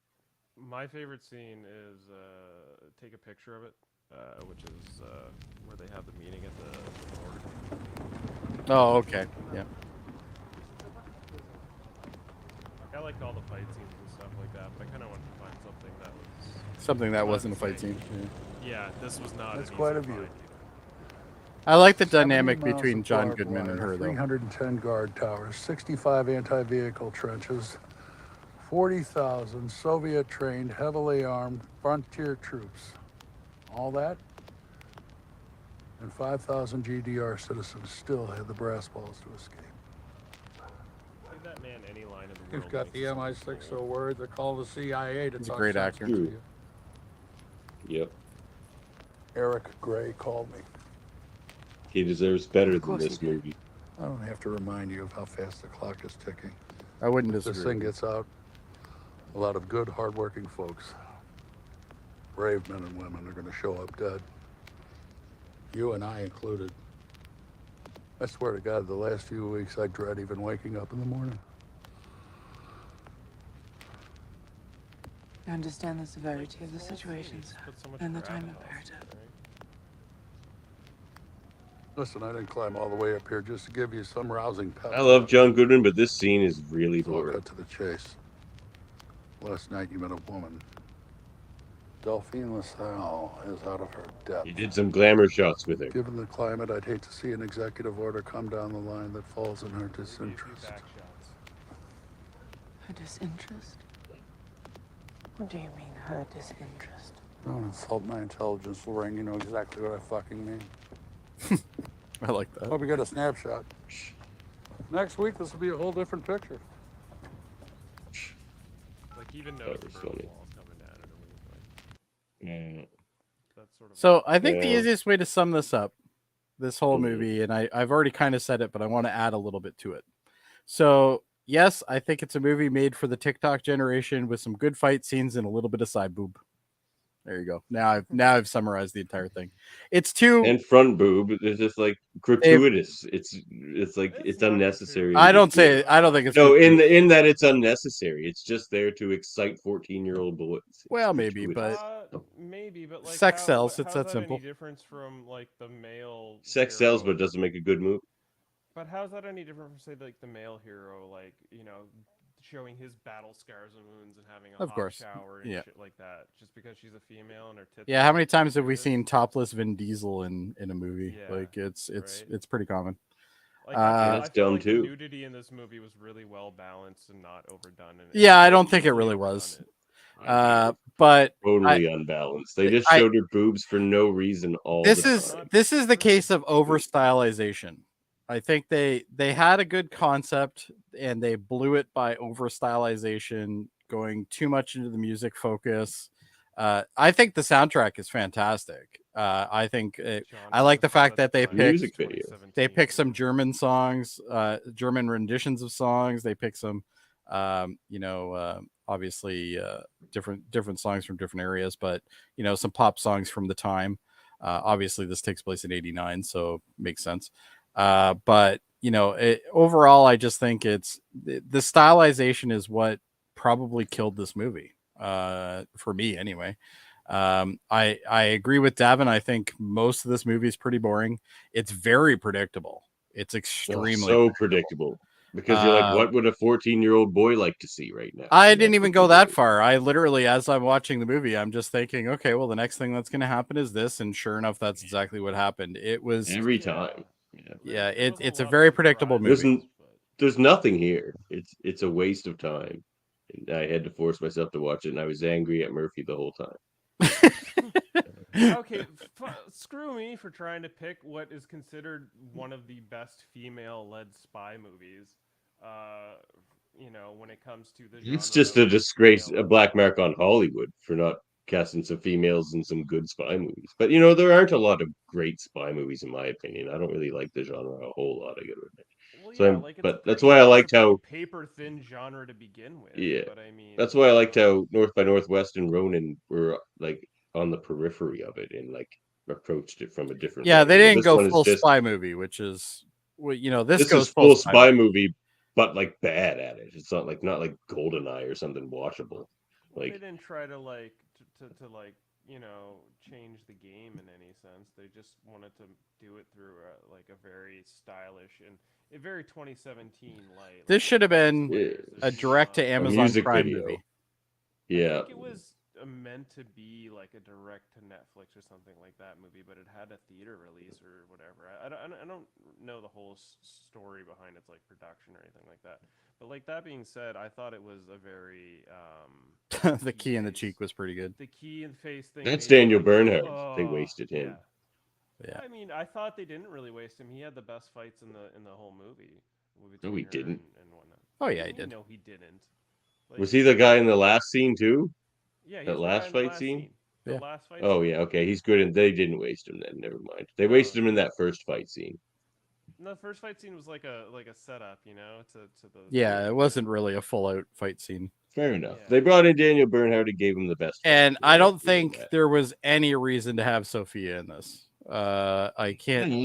Because she's gorgeous. That's the only reason she's in it. They needed another chick to get naked with that chick. It's the only reason. In the comic book, her character is like a male, and then they mix it up to be female, and I touch To upon be it sexier. She was better in that. What was it? Is there any performance you guys would hold up in this movie? I'll give it to Toby Jones and John Goodman, but I don't care. I enjoyed Goodman for the limited amount.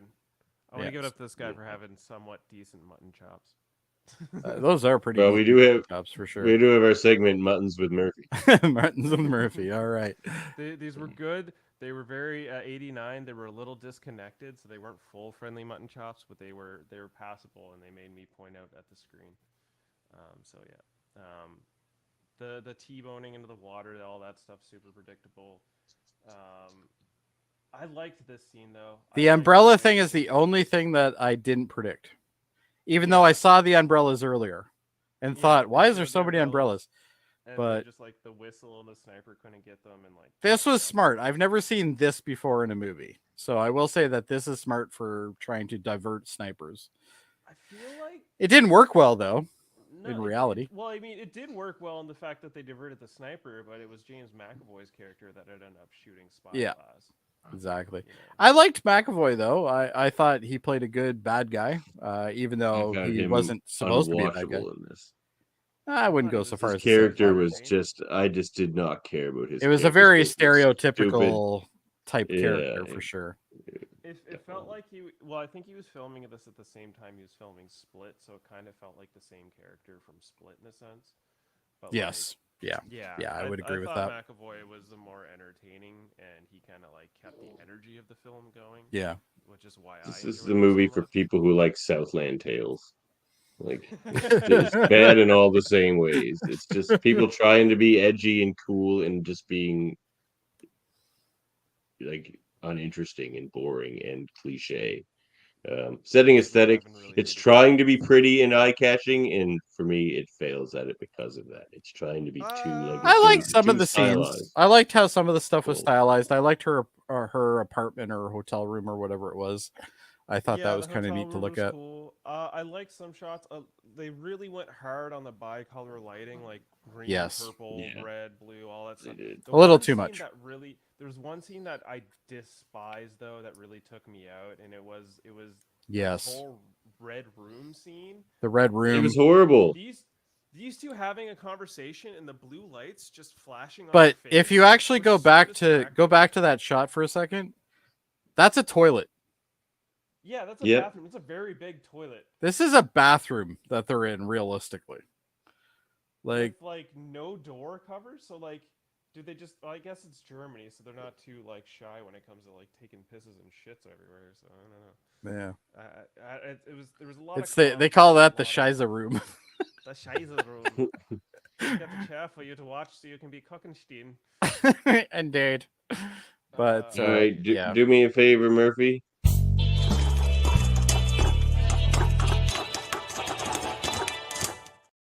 Because honestly, there's no morsel about this movie that's going to be delicious. They're all going to wrap it up. Let's tie a bow on it. So movie morsels for Atomic Blonde 2017. Charlize Theron cracked 2 teeth while filming this, and Davan cracked 3 while watching it, grinding his teeth so hard. That's true. That's good. But the baby also headbutted me in the tooth, so it's already loose. It was originally hoped that David Bowie would play a part in the film, although he turned down the offer shortly before his death. David Bowie makes anything better. It's true. So it's true. I would have liked to see him in it, but I don't think he could have even saved this. No, it's probably better for him entirely that he probably a good choice on his part. Yeah. While the main focus in both the graphic novel and the script was always on the character Lane Broughton, played by Charlize Theron, in the film, some of the minor characters get a lot more attention than originally planned, including that of Sophia Boutell's Delphine Lassalle. She was originally a male character in the graphic novel. Lorraine is shown seducing him. Both characters are clothed, but you don't see any sex. That all changed for the film, says the film's director, David Leitch. The relationship was flipped before I came on board, and it was a great idea. You always have to find ways to contemporize these stories and reach bigger audiences and be provocative in your story. Getting a sexy girl in there to get sexy isn't contemporizing anything. No. David Leitch wanted to see Sophia Boutella's tits. That's the only reason. That's the whole reason. Well, to be fair, who doesn't? Let's be honest. Sure, she's like ridiculously. I'm trying to remember the name of the fucking movie that she was in. That she played the bad guy with the legs. She was in the Mummy remake. Yeah, she was in the Mummy remake, but that's not what I'm thinking of. Oh, the see that the Huntsman. No, No. Early in the movie, where Charlize Theron is in a car fighting 2 escorts, the tunnel sequence in Berlin features the same tunnel in Captain America: Civil War in 2016, where Black Panther chases down Bucky Barnes, and is also the same thought it tunnel might in The be. Hunger Games: Mockingjay Part 2, where Katniss Everdeen and her team try to get to President Snow. The movie The playing in Kingsman. cinema. The Kingsman. She was in The Kingsman. Right. She was in The Kingsman. She was like the That movie was sidekick. made for 14-year-old boys too. Okay, so I got. Yeah, but it was a better movie than this. Yeah, it was. The movie playing in the cinema at Alexander Plotz's is Stalker from 1979, a Soviet-made film about a professional guide who leads his clients on a clandestine trek through a surreal region called the Zone to reach a mysterious room where a person's innermost desire is granted. It's plausible that a 10-year-old film would be showing in East Berlin since entertainment options behind the Iron Curtain were notoriously limited. So that actually movie sounds pretty killer and is more. Sounds better than this. Yeah, I know. Like, not hard. I kind of want to check that out. Well, there you go. Now you got something to check. You pick on another episode. Maybe it holds with up. Few exceptions, then this is touching on the music for Jody. You'll find this interesting. With few exceptions, the soundtrack predominantly features songs released in 1983 or earlier, which is not in keeping with the film's November 1989 setting in West Berlin. West Berlin was a very hipster city as a result of government incentives intended to attract a young population. Relocation, expenses were paid, taxes were subsidized, and male residents were exempt from Germany's mandatory military service. Songs like 99 Luftballons, Major Tom, and Der Kommissionär from 1982 and 83 would have been The hopelessly Commissioners in passé town. in 1989. No West Berlin nightclub at the time would have been caught dead playing The Politics of Dancing from 1983, except maybe on a retro night.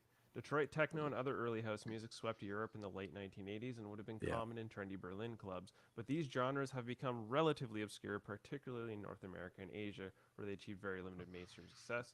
To appeal to general moviegoings like Public in 2017, the filmmakers presumably chose better-known songs, more archetypically 80s known songs. So that's why they went with these like 83 jams. And in an interview with IMDb Originals, James McAvoy said that he learned that MI6 posted World War II liked to MI6 post World War II liked to recruit alcoholics, drug addicts, and gay men because they had usable experience in holding a big secret that was transferable into being a spy. I thought that's quite interesting, so I decided to go with that hardcore and try and make David Percival as alky and as druggy as possible. I wanted to make him a gay man as well, but they wouldn't let me because Charlize is gay in it, or at least she's a bi in it. I don't know. Or maybe she's doing just for a job. I'm not quite sure. The cinematography was by Jonathan These details Sela, are worked edited out for this story or these characters because nobody cared to do so. Cinematography, Jonathan Selo, edited by Elizabeth Ronald's daughter. I think it's a German last name. Music by Tyler Bates. Distributed by Focus Features, July 20th, 2017. 115 minutes. The budget was $30 million. The box office of $100 million this movie made. Wow. Yes. Well, like we are living in a post-apocalyptic society where, like, you know, where people will Out of spend all three of our films, this is the one monies that made on. most money. I mean, people went to see Avatar too. That just shows you that people are just suckers that want to give their money away. I don't know what does.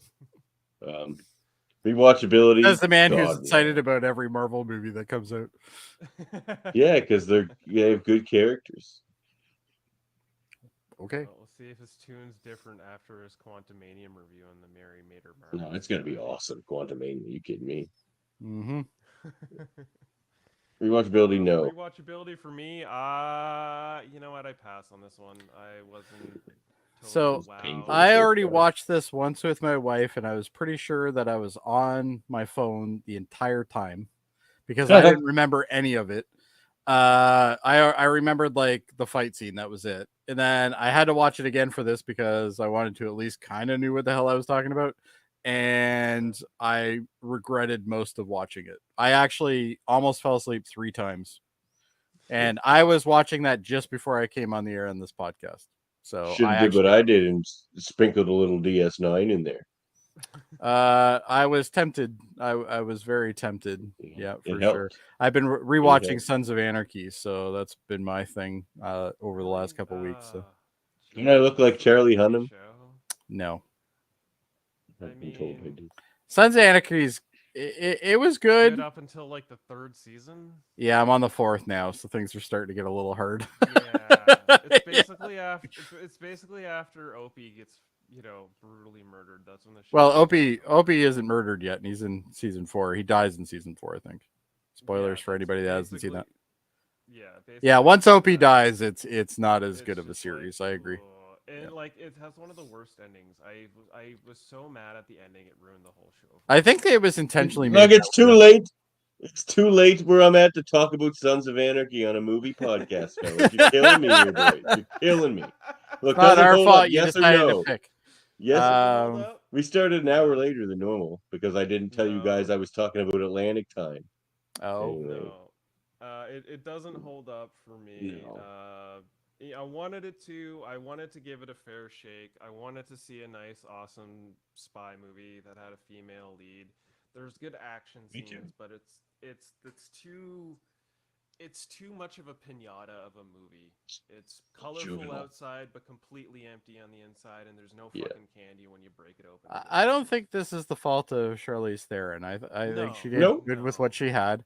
I think overall, I think she did well with the material she was given, and she certainly can get her ass kicked, and she does a really good job with that.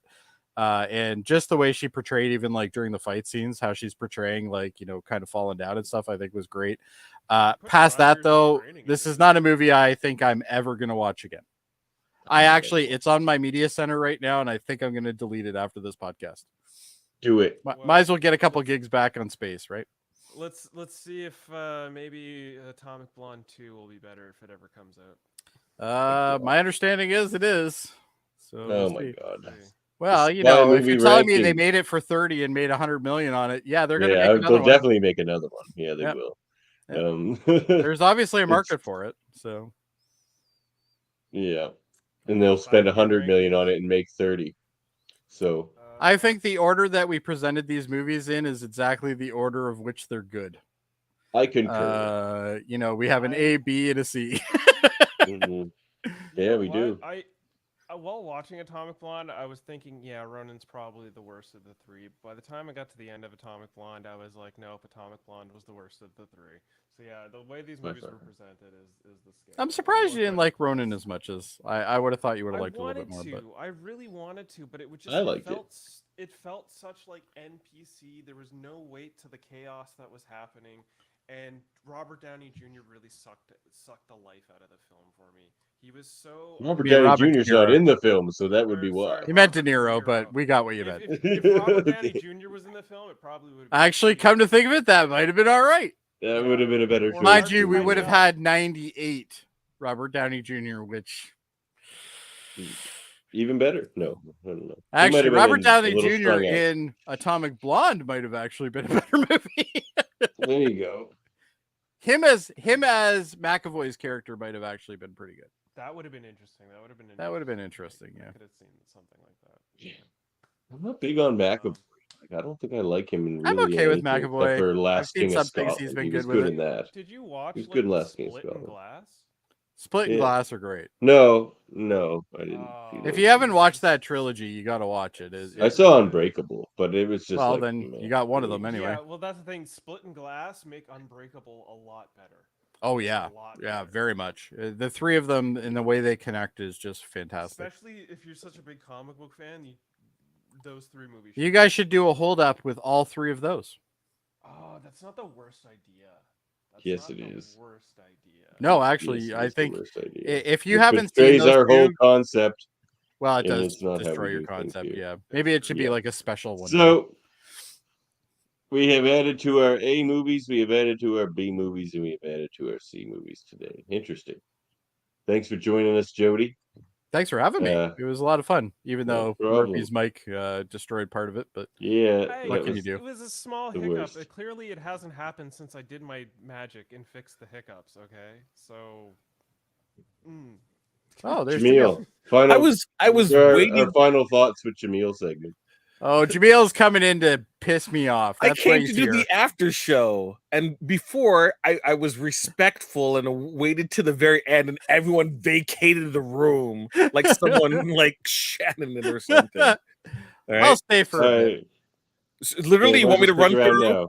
Want me to run through some things? So I'll start with Atomic Blonde. Okay, Atomic Blonde obviously is a product of 2016, I think, Comic-Con, because this movie reeks of the influence of Suicide Squad, the first Suicide Squad, which was a movie that was initially released, had the trailer for it and had a kind of mixed reaction, and then they did the Comic-Con trailer, which was just a music video, and then they re-edited the entire movie to be a music video. This Atomic Blonde reeks of that influence. Like, they're like, hold the presses, let's edit this movie like it's a music video, like the Suicide Squad. It's gonna make millions of dollars. And funny enough, but Murphy claims it was her passion project for 5 years, so that doesn't. I think the concept of it was the passion project, because you have to also remember at this time that this is before. I'm pretty sure this was like, it would have been her initially before Wonder Woman in terms of when she picked up the script or the comic book. So there were a ton of women projects that were being cut off at the knees. Warner Brothers had a mandate saying no more female-led action movies. So I believe she had some power due to Mad Max, and this is where she used that capital to kind of, to kind of make a movie. A waste of capital. Well, not really. Depends on how you look at it, because she made $100 million on 30. She got paid. Yeah. No, it's not even that she got paid, because she would have got paid regardless. It's the fact that she showed that it could be profitable. So hopefully the sins of this movie can birth, but the sins of this movie could birth some quality content, or the idea that with proper like scripts and so production. What you're saying is this is the gunshot to the leg that saves the heart, basically. Yes. I hope, fair enough. I hope it is. I hope it is. Fair enough. And on that note, yes. You have something else you want to say there, Jaemeel? Well, you were like, and that note, you wanted to cut off the show. You want to go. He's Jaemeel. He's got a lot to say. Half an hour ago. Okay. Davan, you said all the Fast and Furious movies suck. That's wrong. Yeah, Tokyo Drift, and Better Luck Tomorrow are the actual two exceptions. Jody, She-Hulk was awesome. No, yeah, it was. I completely disagree. And there is a mixed bag when it comes to Marvel. Don't let the people online fool you that everything is rose-colored glasses. It isn't the case. No, that's okay. We can end the show. I judge my Marvel statements based on my observations, not anybody. Fair enough, and I can respect that more than like Marvel's never made a bad movie, and Marvel only makes bad movies, which are That's totally wrong. They've made some great movies. Yeah, so we can. And some stinkers. You can get some time back. There you go. Right, is this actually a segment you guys have? Like, there's supposed to be an after show. They keep on telling me that there needs to be an after show, so I was kind of waiting. Sounds like the joke's on you there, Jaemeel. That's the latest segment. Jokes on Jaemeel. Jokes on Jaemeel. Are we ending this or? Yeah, becoming attractions, Murphy. I'm dying on the inside. Like Jameel's hot take or something. All right. Well, before we get to the coming attractions, we are part of a united federation of podcasts where we talk about a whole litany of things between a whole litany of podcasts, like Star Trek at Live Long and Podcast. I'm doing this rundown. Oh, well, you're doing this rundown, are you? Yeah. X-Men Tuesdays, Graphic Histories randomly, Super Mario Brothers reality shows, KBBL The Simpsons Fridays, Trivial Debates once a month, usually on a Sunday. They debate trivial things. Hellbound Podcast just came out with a new episode. It's about horror movies. Live Long and Podcast, would you believe it's about Star Trek? It has many divisions, which cover many aspects of Star Trek, including this beautiful logoed one here, No Cuters of Trek. That's all our shows on this wonderful. You kind of cut off Super Mario Brothers and the Mary Marvel. We are brothers. Yeah. Maybe made a Marvel Society over there, Super Mario Brothers. I'm actually a guest on this show, and he hasn't even plugged the show that I'm on. Like, what's this about? Enterprise at 8. I said Monday, live long and pocket. Enterprise at 8. Go see Jody talk about Enterprise because he loves Captain Archer more than life itself. Watch the Love Club on Jody, when you're W. done Enterprise, do you want to do a Quantum Leap review show? I don't know if I can hold Say out no. for new the whole Quantum Quantum Leap? Leap. Say no. Not the new one. I would never do the new one. We even have to lead into the new one. That's the best part. Oh, well, Apparently it's a the answer's no. If I have to review any of the new one, then no. You can check out after we're done the old one, and I'll find somebody for the new one. Oh, okay. Well, You know what? I love you all. Peace. All right. See you, Davan. Take care. All right, that's it for the Hold Up Movie Podcast. We hope you enjoyed the movies that we talked about and you enjoyed this podcast. My favorite part was Jaemeel. Thank you, Jody. Saying hello. Hey, always like we're to see gonna you. organize a post-show thing where we might record and do a Patreon. Oh, there you go. We'll figure this out a bit. And yeah, that's how we do it here on Hold Up. We're gonna Gotta talk about make some movies. bank. Yeah, gotta make some bank. Gotta work pay out the some bills. things, some kinks and whatnot. My loving host Davan has left the room. I'm here with Jody Simpson and Jaemeel Robinson. We're gonna call it here. At You know how you can tell Davan's gone? Because he hasn't told you that your mic sucks in the last 10 minutes. I know. That was also something that I wanted to talk about. Well, the worst thing is, like, you'd be going and you'd be in mid-sentence. He'd be like, your mic's dead. Your mic's dead. Your mic's dead. Like, it's like I wanted to talk about a Todd Like, Blind the mic is in an broken. entertaining We way. get it. But you guys can do ADR.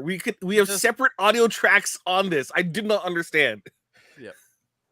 Anyway, so our next episode, we're going to be talking about network TVs and journalism, journalism is our next episode. We're going to be talking about network, a year living dangerously, and I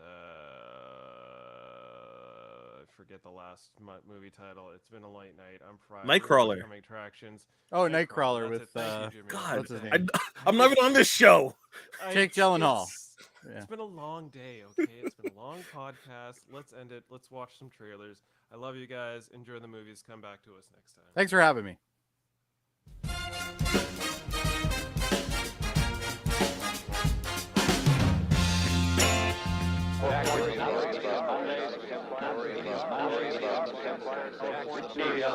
And now, the distinguished television news commentator, Mr. Howard Beale. Ladies and gentlemen, I would like at this moment to announce that I will be retiring from this program in 2 weeks' time because of poor ratings. Since this show was the only thing I had going for me in my life, I have decided to kill myself. I'm going to blow my brains out right on this program a week from today. What the hell's going on? Prepare yourself for a perfectly outrageous motion picture. Howard Beale went up there last night and said what every American feels, that he's tired of all the bull. Sakes, Diana, we're talking about putting a manifestly irresponsible man on national television. I am not putting Howard back on the air. It's not your show anymore, Max. It's mine. I got a feeling I'm being made. You are. Got to warn you, I don't do anything on my first date. We'll see. I want a show developed based on the activities of a terrorist group. Well, Ahmed, I'm gonna make a TV star out of you. Just like Archie Bunker. We're the #1 show in television! We're number one! There is no America. There is no democracy. There is only IBM and DuPont and Exxon. And you have meddled with the primal forces of nature. And you will atone. Am I getting through to you, Mr. Beale? Why me? Because you're on television, dummy. Ladies and gentlemen, the Network News Hour with Howard Beale. I want all of you to get up out of your chairs.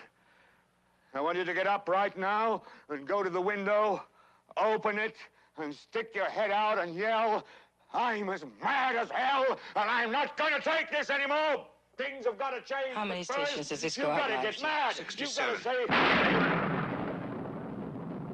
I want you to get up right now. Go to your windows, stick your head out, and yell, I'm as mad as hell, and I'm not gonna take this anymore! Are they yelling in Atlanta, Herb?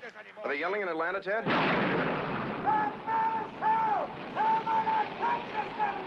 mad as hell! I'm not gonna take it anymore!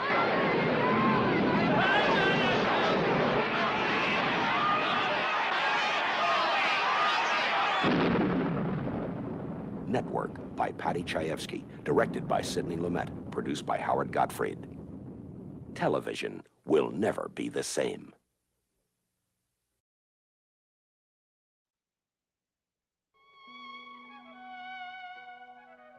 Hamilton, Guy. Occupation, journalist. Jakarta, first assignment as foreign correspondent. A reporter on the way in. You're an enemy here, Hamilton. Like all Westerners. I felt sorry for you. Dumped in your first posting without contacts. Adrift, hoping to bluff your way through. But you won't. Guy Hamilton, right? Right. Billy Kwan. I did a lot of film work for Potter. Bryant, Gillian Edith. Occupation, assistant to military attaché. An insider on the way out. Oh, 3 weeks. To what? Till I go home. Where's that? London? Had enough of the tropics, eh? I've been on the move 5 years. I'd like to go someplace and stay. Camera! So it begins.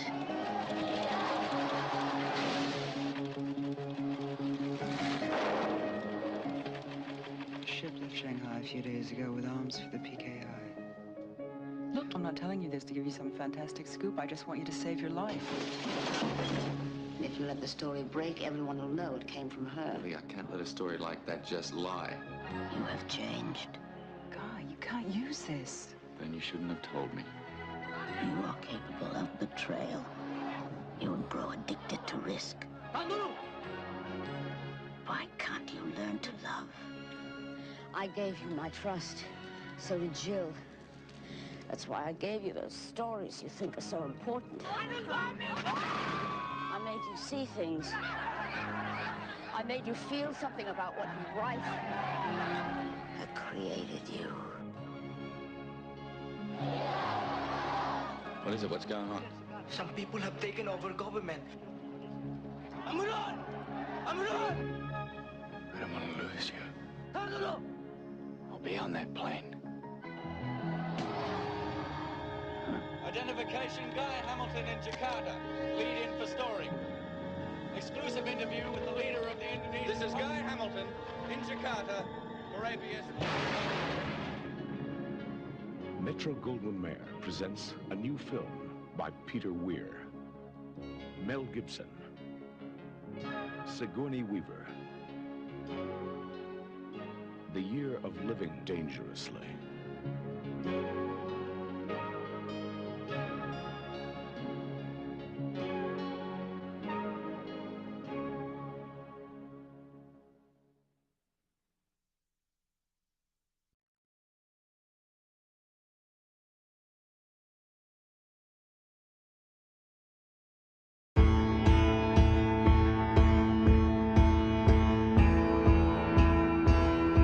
I'm looking for a job.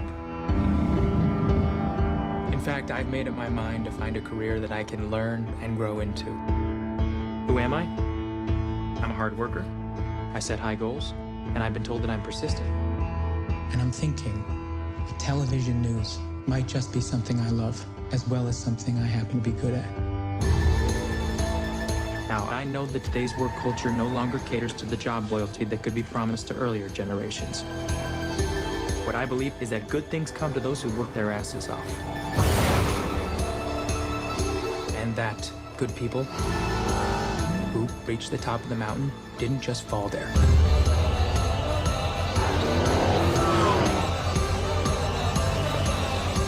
My motto is, if you want to win the lottery, you have to make the money to buy a ticket. You have to make the money to buy a ticket. You have to make the money to buy a ticket. You have to make the money to buy a ticket. You have to make the money to buy a ticket!